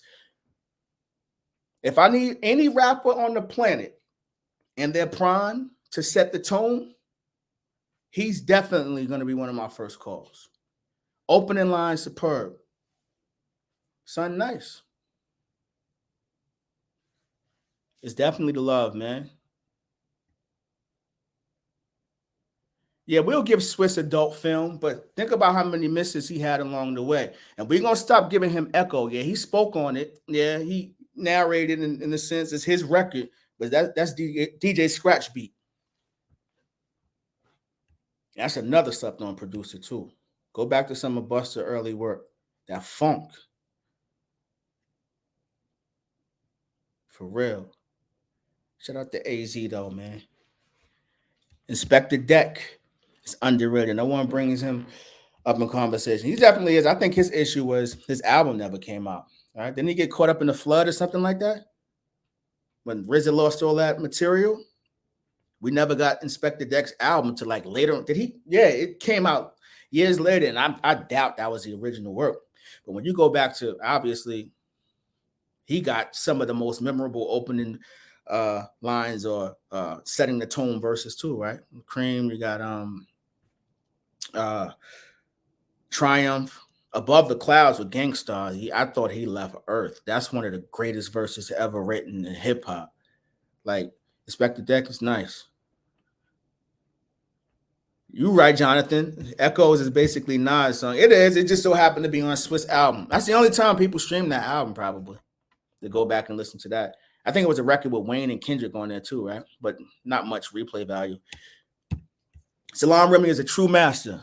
That Black Thought Streams of Thought, Volume 2, produced entirely by Salaam, a certified masterpiece. Do you think Black Thought gets the credit he deserves? That's a question to everyone. Because I like the joint he did with Danger Mouse. I still play that from time to time, man.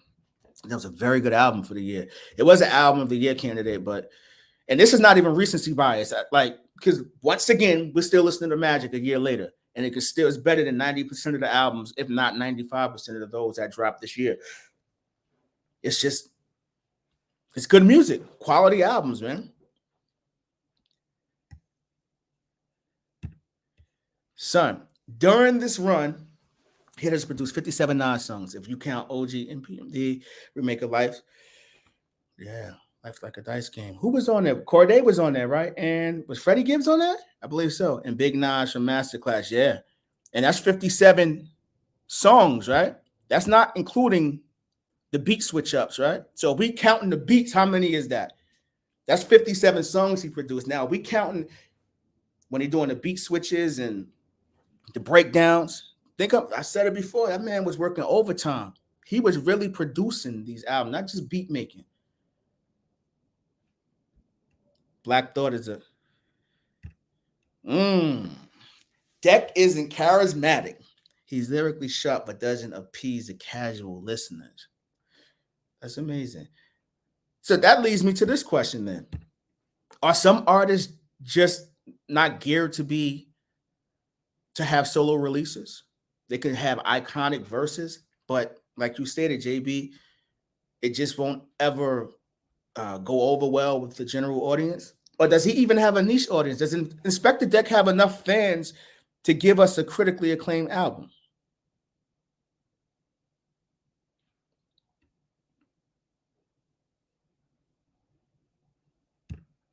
Nas is the GOAT, but I think Thought got him on the Public Enemy song. Listen, man, you're going to lose some. Listen, anybody tell me Nas had the best verse on every song, I'm walking out the door, because it's like, all right, fam.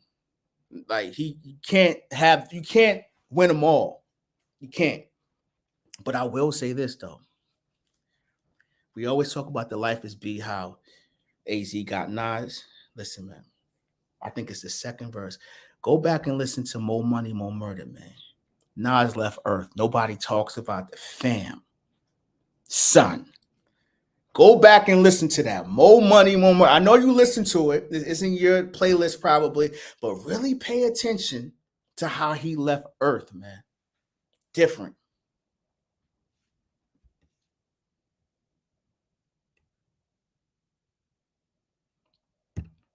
Do you think Electronica going to drop another album? Yo, I'm off that train. He too lazy for me, man.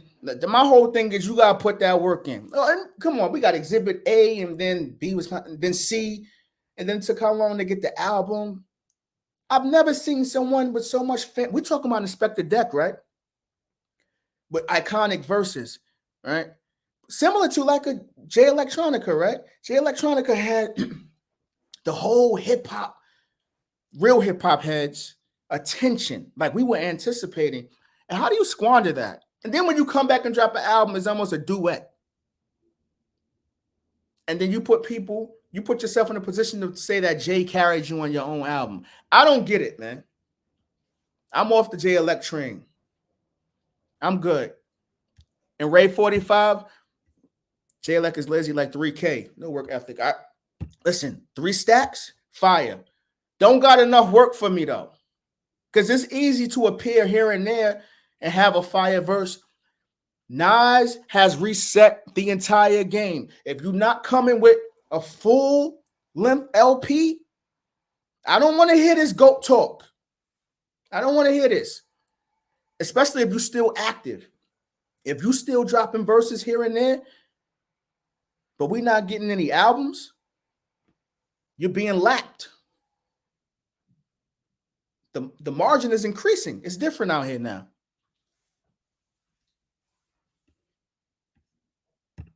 Killer Priest is nice. I ain't gonna say it was. He's still active. He's nice. I know he's doing this podcast heavy, but Killer Priest is nice.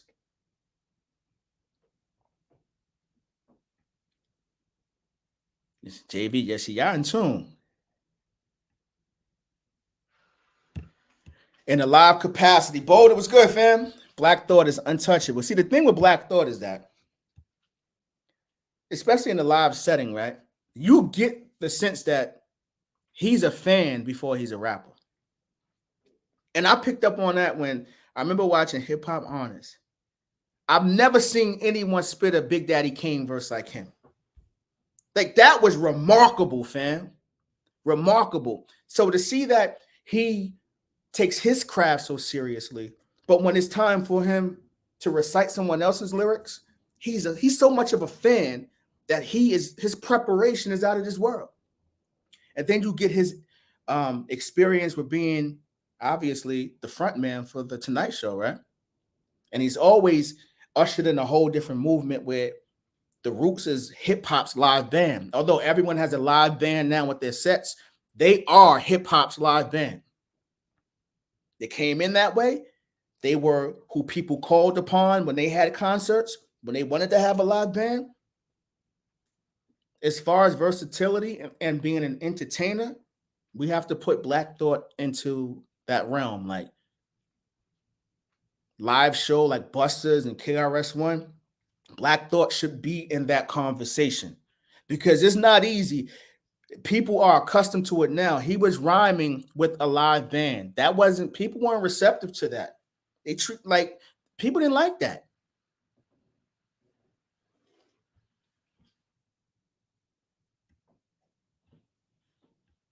Hove did what? Bricks, I missed it. Oh man, I see what you did there.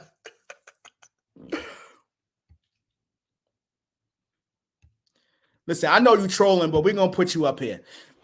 Stop it. Black Thought doesn't have a strong song. All right, listen, y'all into Grammys, right? Got one of those early on for a unconventional way of getting it. He didn't have no shiny suits and nothing of that on. They was just doing pure hip hop, what they do. And to this day, man. General, what's good? Did you listen to the Alchemist and Rock Marciano album? If so, what you think? I'm not gonna sit here and lie to you. I heard it, but I ain't really listen to it. I ain't really dive into it the way I should. I like Rock Marcy, but you got to be in a frame of mind to listen to it. You know what I'm saying? Like Rock Marcy is he's the epitome of a niche artist, right? Like you go to him for whatever it is that you go to him for that. I'm not seeking conceptual records. Like he gonna style on you the whole time, but he's a godfather in the sense that Griselda sound is Rock Marcy sound. So whenever that sound is prevalent or whenever it's being presented, he sounds the best on it. But I just have to be in a frame of mind and listen to it. I really do. I'm not gonna lie, but he's talented as hell. He's nice. He's nice. It's hard to carry an album without drums that hit or kick drums. Like here and there is cool, but he's able to do that and have a core audience. So the question is he not relevant? We pick and choose. Nah, it's all relative. What y'all think about Rock Marcy's latest effort?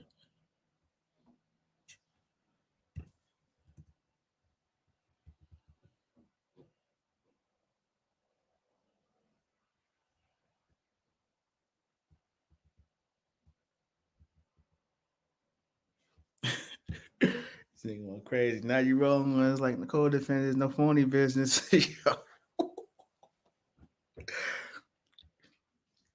That's fire. Listen, this is what I was talking about having discourse, right? How we all be like-minded. Like I can say something about Black Thought, and you are a fan and a student of what's going on, and you can say, you know what, Nas, you check that box too, and you're right.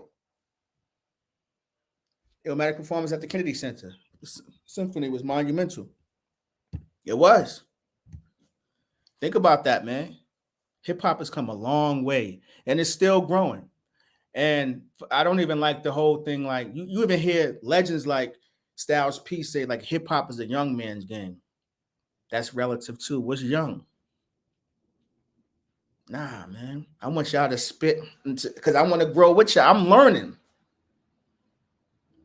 Styles P, I remember you the wild out boy. Now you got me into taking wheatgrass. I ain't gonna lie. I wasn't on it like that till he started speaking about it. I started doing my research and things of that nature. Like, all right, juicing. Like, hip hop isn't a young game because hip hop isn't just rapping. Like I said before, it's about sound. Yeah, sound brings us to it, but it's a culture, it's a livelihood. It's the way we do things. So hip hop isn't a young game. It once was, but it's evolving now. Nas was how old, or Jay was how old when their first albums came out? They're still relevant or in the forefront to this day. Now we're talking well over 25 years.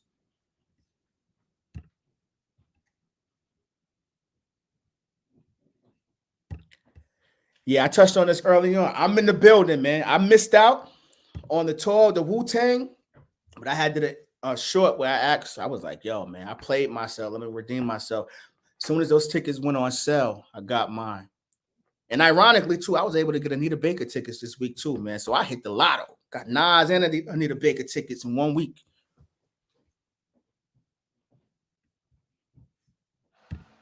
Can the drumless sound please raise the RPMs? See, the problem with no drums, right? This is the problem. At least for me. It's not very layered. Like, it's almost like they do a beat, right? And they do it the same way they would do a normal beat, but they just don't add any drums. Something got to fill that space. I mean, like, put some organs or something underneath it. Sometimes it comes across as lazy. But then they make us believe that this is real hip hop. But when was anyone doing that before? Don't market it that way. This is real hip hop. Why? Because you're not doing trap hi-hats? Nah, it's for a niche audience. And I don't knock it. I don't. The way Alchemist does it is different. A lot of cats just be looping. He's actually chopping. And even when he does loop, he makes it feels a different way. You know what I'm saying? Got a different swing to it.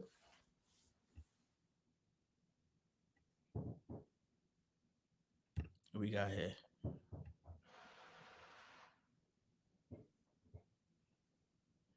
Gray 88. What's good, man?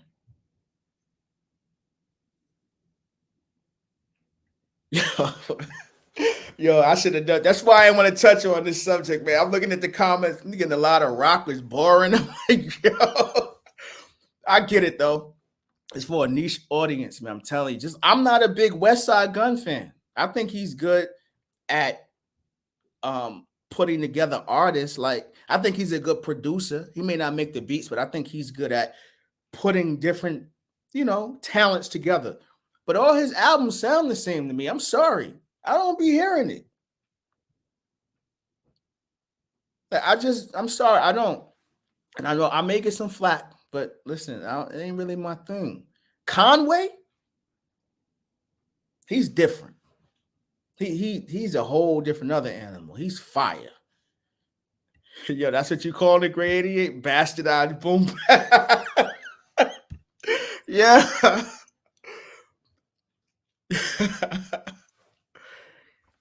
Listen, man, I would love this. I just posted, what was that? Whatever the other day. J. Rue is nice, man. I wonder what he's doing nowadays. J. Rue is nice. I copped that on vinyl. Yeah, JV, why you say that? John Legend is washed. What do he do now?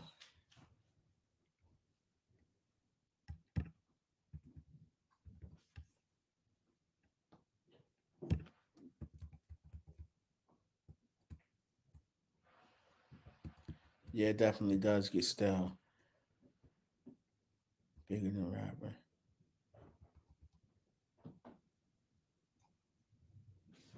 This is great here. I like this. Hip hop is still evolving, not just a young man's sport. And it is, man. Like, it's encouraging too, right? Because like we spoke about earlier, maybe an hour ago, like ageism is the only genre when we start talking about that. We never even gave people the opportunity to grow. Because by the time they hit their prime, we calling them washed. Why? How? How are you washed when you're still able to tour off classic records? And the kids that's calling you washed ain't got none of that. Nas just sold out. I know he's gonna sell out the Garden. Just went on a successful world tour. How many of these young kids can do that without bringing their whole label with them? The Garden, man, that's a different type of animal, man. Like, we got to stop that. And a lot of people stated, I've been on that campaign for a minute, but it's different. Only in hip hop. Yikes. You said King's out career ended at 24? Nah, King still got a career. He touring. Y'all agree with this? Wasn't Kane on that new Buster EP? Well, Conway's on that too, right? I think I heard the single. I think Marley Marl did it. It wasn't enough for me to go check it out, the entire EP. Maybe I listened to that today, but I've been sitting with that KD3, honestly. That Anita Baker was definitely something I had to address this weekend. Sometimes you need different music to reset your palette, right? Like, or the way you hear things. And I've been that new Apollo Brown and Fillmore Green, The Cost of Living. I wanted to check that out too. But I'll definitely check out that Buster joint. EPs just normally leave you feeling unfulfilled. You know what I'm saying? I need a full length album. It's fire, right? Yeah, man. J Mar, I agree. I agree. I like the video too. Shout out to Buster for giving him that opportunity, man. Let me reframe that, because no. Shout out to Buster for seeing that a legend deserved that. He didn't give him an opportunity. That's King. But yeah. And then having the foresight to put someone like Conway on the album with King, like, maybe that was a bucket list situation for him, right? Like, that's why we have to stop with this hip hop as a young man's game, because the dudes who in the game still look up to individuals. Everyone isn't just saying anything and being disrespectful to the legends, man. We have people out here who are still fans. Like Black Thought is a true fan. You could tell.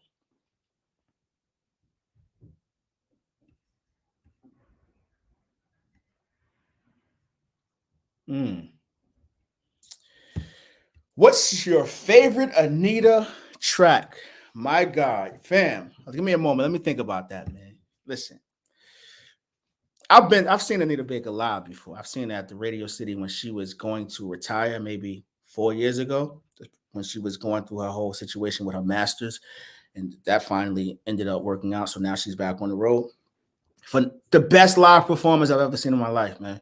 Sometimes you go to these shows and they have a live band, but then they have so much pre-programmed production to where it takes away from what's happening. I mean, like sometimes they'll have background vocals already pre-recorded. You're like, it's too perfect. She had a 4-piece band: drummer, guitar, bass player, and the pianist. Let me say 5 because the saxophonist was there too with her.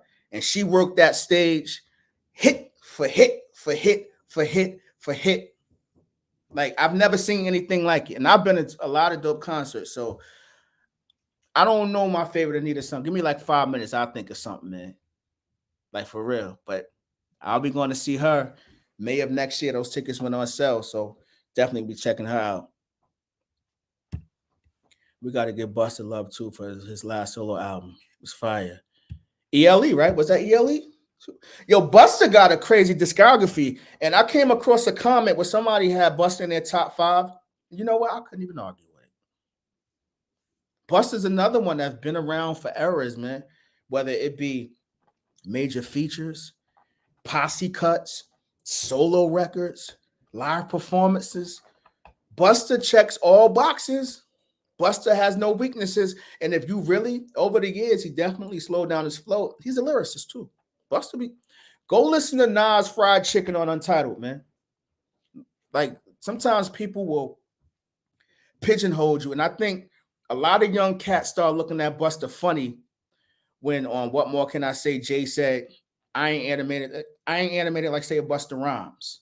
And like he's some cartoon. He didn't mean it that way, but people started, Busta, like he be clown. No. Busta is an artist. He's a spitter. Initially from a group. You know how hard it is to start in a group and people to see you outside of that and you go on and do the things that he's done? Like Busta's career is something that all these young kids should marvel at, something that they should want. And even when we're talking about live performances, outside of KRS-One, who else, what other show that you know that you're going to get a show?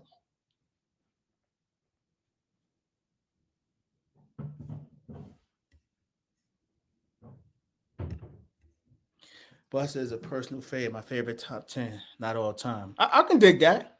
But shit, saying somebody in your top 10, considering how many artists we've seen, that's an amazing feat as well, right? That we get so fixated on top 5, including myself, that if someone's in your top 20 and you've been a hip hop fan for 30 years and a rapper can penetrate your top 20, considering how many artists you've seen, how many albums you've heard, how many eras you've lived through, that's an amazing feat. And that should be commended.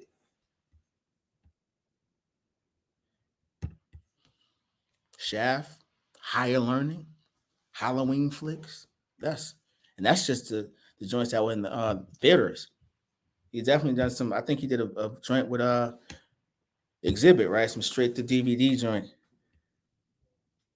Busta checks all boxes, man.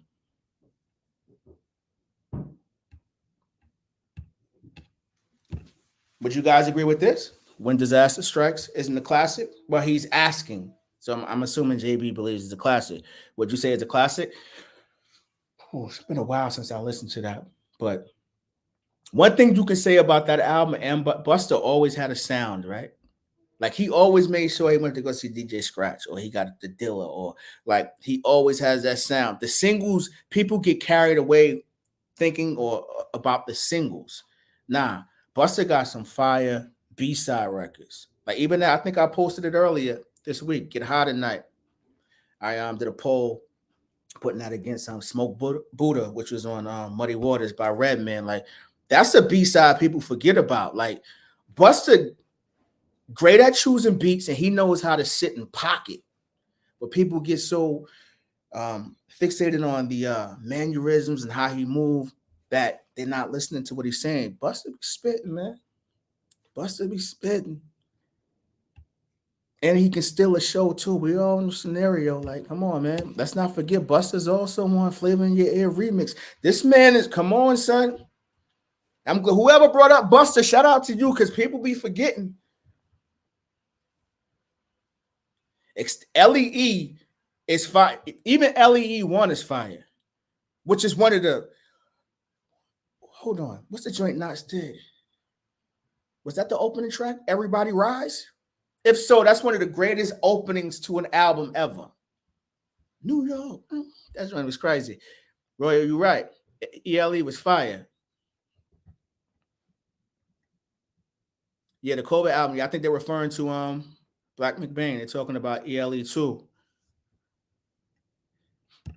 All right, so this is an interesting point. Let's stay here. My classic standard is high. I think it's thrown around too often. And I agree to a certain degree. So what is the criteria? Because I've gotten to the point to where I've removed it's two tiers now. You can have a classic, but then you have timeless. There are many classic albums, like The War Report may be by CNN, may be classic, right? Particular piece or certain time era. But okay, well, 36 Chambers would be timeless, or Only Built for Cuban Links would be timeless, right? So I think you can have timeless and classic, even if you're doing like R&B. Wouldn't we say that Marvin Gaye, What's Going On? That's timeless. But you can have a classic R&B album.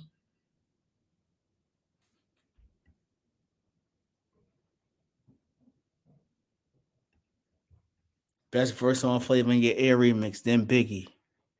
Yeah, that's man. Listen, people don't understand. Yo, that remix was a game changer. And think about how simplistic it was, right? Like they didn't change the beat, right? But the foresight, even Rampage made the cut. Like that's crazy, right? Rampage is on that record. 95. He's on there. They got like maybe 4 or 5 artists. The video is iconic, and the budget probably wasn't even much money. It's a black and white video. Hype Williams is just who he is. And LL went crazy on that too. But Busta, you're right. Busta made Biggie just opened it up in a way. Like that's what I mean. Like when you get an opportunity to open up a song in the manner in which he did, like your presence, people will always say that you had the best verse because you set the tone. But you're right. Busta is not too far behind. I wouldn't even be mad if someone said that Busta had the best verse on Flavor in Your Ear remix. Invisible like the Gooch. And it's funny, like, yo, because people, this line right here, like the Gooch, it was a point in time when people were saying, he said, like the Roots. And that's why that whole ordeal happened where the Roots had the video about what they do. And it was kind of like, it felt like they was playing Biggie's One More Chance remix video. But I don't understand how they would even, that's crazy.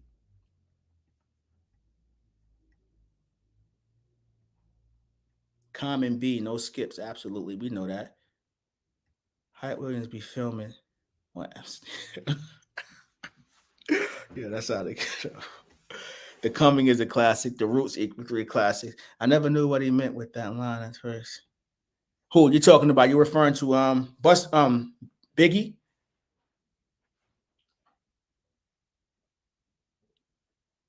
Yeah, that's crazy, man. Hip hop is a beautiful thing, family. As you all know, man. Like we can sit here and chat about. We've been on this train for 2 hours. That's amazing. So I'm going through the list trying to see what everybody's putting up here. So are we saying B is a classic or is it timeless? I love B. I still listen to that to this day. I think that's not. JB don't agree with me. I haven't forgot about you, JB. We're gonna get to the like water for chocolate and versus the B situation. We definitely getting there.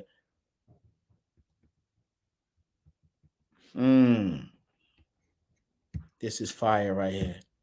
Glad it's not as just as good today as she was in the 60s and 70s. I agree.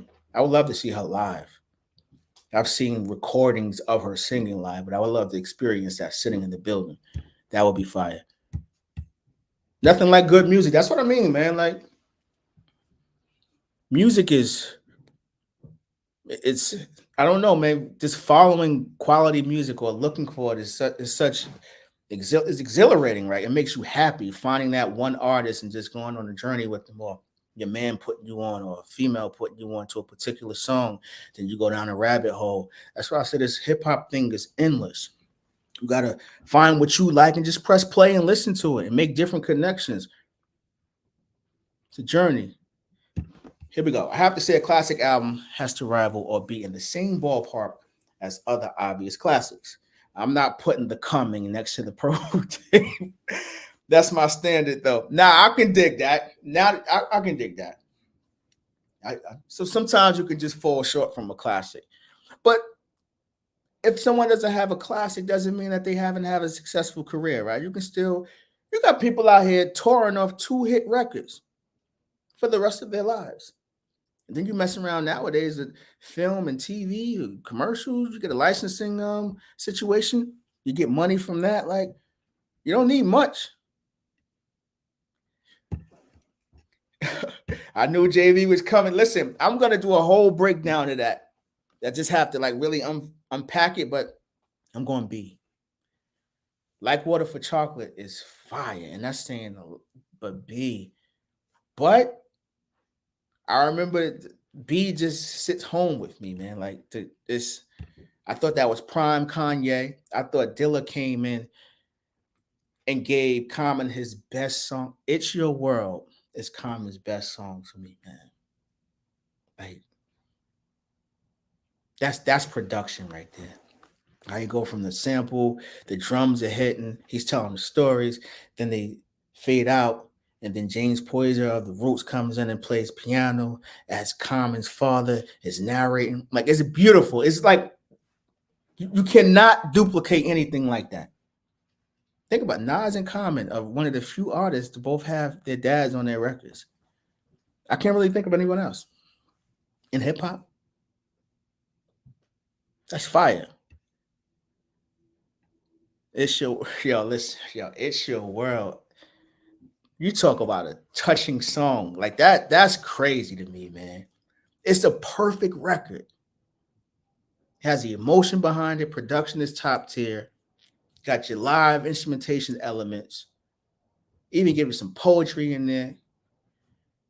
Bilal is on there giving you the soulful chorus. Like, well, we can have a listen. This here, Ghetto Dreams, is fire too. But Nas left Earth on that too. Common got busy, but Nas left the planet on that. But this is the thing, general only. Fool was good. One day it all makes sense. And Finding Forever. See what I mean? Yo, Common's in my top 5 or 6, depending how I feel. People be thinking I'm bugging. Common discography is different. He did B, then Finding Forever. Like, it's hard to do back-to-back quality albums in that way. It is. And then we can go back to what, 94, 95? We got Resurrection was what, 95, right? 94, 95? Can I borrow $1? We'd like to forget about that. But Electric Circus, I haven't really revisited that in over a decade, but maybe I'll try that out tomorrow. Listen to it. Maybe my ears have evolved in some way. But even to this day, the work he's doing with Kareem Riggins is fire. Common is an artist, man.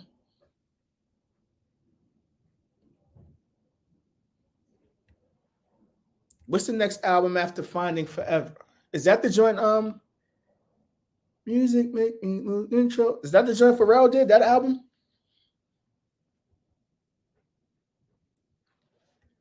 Haha.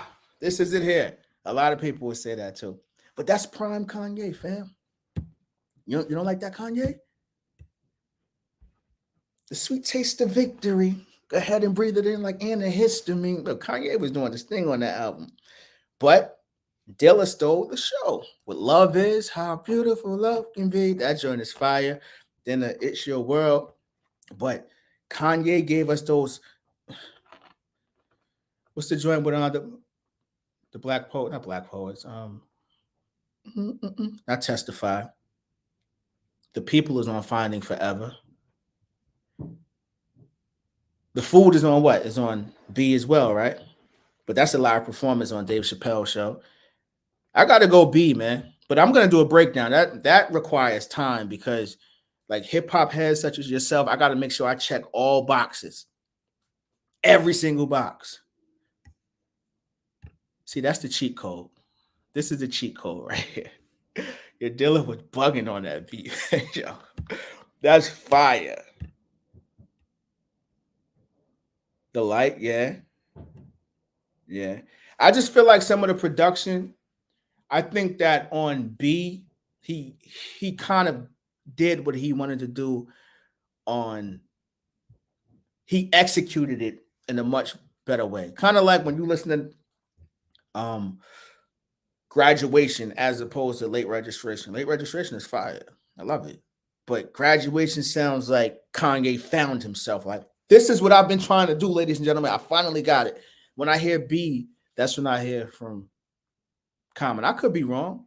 And I'm open to being swayed either way. You know what I'm saying? I'm a fan. I don't know it all. But I'm going to do a video based solely on that. And then if we don't agree, we'll just, come on live and you'll put me in my place.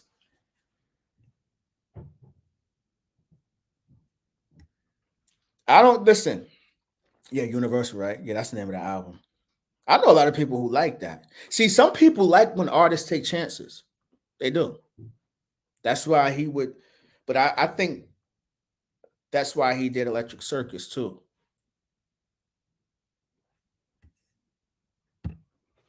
I agree, man. Common checks all boxes.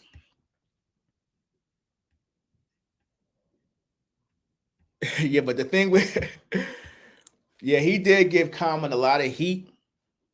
But that's 2005. Yeah, that's Common's first album on Good Music. So at that time, Kanye was like the label head. He's like, you know what, Grammy family, I gotta set my man up. Because what was Common's album before that? Was it Electric Circus? Because Electric Circus was the single where Pharrell did the single, right? And Mary was on the hook. What's the name of that record? And in the video, there's a deaf young lady and he's rhyming to her outside the window. But then when you got the album, you listening to it, it's totally different. Like, man, Common really the loneliest. Yo, JB, you trying to get me out of here? Yes, but he did. He bodied that. Dylan went crazy on that too.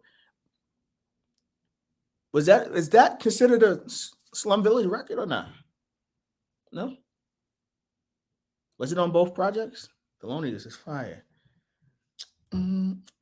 That's what I mean. Even when you're doing beats and production, the way Dilla did that beat, it's not much to it. But the swing and the drums are like, it's crazy. Like, you can't really explain it. It's a feeling. It's not quantized in any way. Dilla had a different pocket, man. That's why I be saying, when these cats go listen to his music, I call him a lo-fi producer. He checked all boxes. There's nothing he can't do.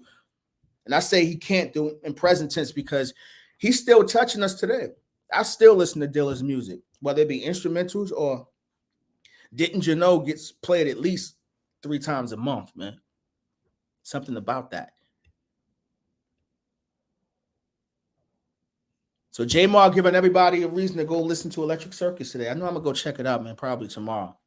Because I was listening to they were joking on the Bridge podcast, and they started talking about Electric Circus, and Nas said I like that album, and Common kind of like laughed it off. But like, as an artists like those type of things. You know what I'm saying? So the things that we look for a specific sound from an artist, but a person who's in the same field as them knows the importance of kind of like spreading your wings and trying different things, man. So maybe with my more mature ears, I can sit with it and appreciate it and come back and uh, make sense of it all. But Common is definitely top 5, man. Because at some point we got to talk discography, solo albums. Like Kid is different, man. And he's done it with many. He did it with Kanye, No ID, Dilla, now Kareem Riggins. Without a doubt, man. For real. But yo, man, I had a great time talking to y'all today, man. Let me know if we should go live every weekend. I can do Saturdays, man. If y'all cool with it and it's something that you open to, just put the time down below in the comment section. That would be a good time for you, man. I try to make it make sense for everyone. Are you an early person? 10 o'clock is cool. Afternoon, maybe 1 o'clock. What would be a perfect time? Because I know the weekends is time for a lot of you cats to get out and run your errands and spend time with the family, man. I don't really want to get in the way of that, but just let me know a pretty good time. I also do a poll, man, and let you to figure out what's a good time because I really enjoy this, man. I love to build. I learned so much, man. Like you guys got me going back to listen to Electric Circus. I totally forgot about the album. I'm gonna go check it out. Press play on it and let it bang. Great 88. We also got a Great 88. I didn't forget, man. I did that poll, man. You agreed who was the most influential producer. It's Q-Tip. I got a video coming on that too. I got you. I got you. I appreciate all of y'all out there, man. Stay focused. You know what I'm saying? Do something that makes you happy today. And go get yours. I holla.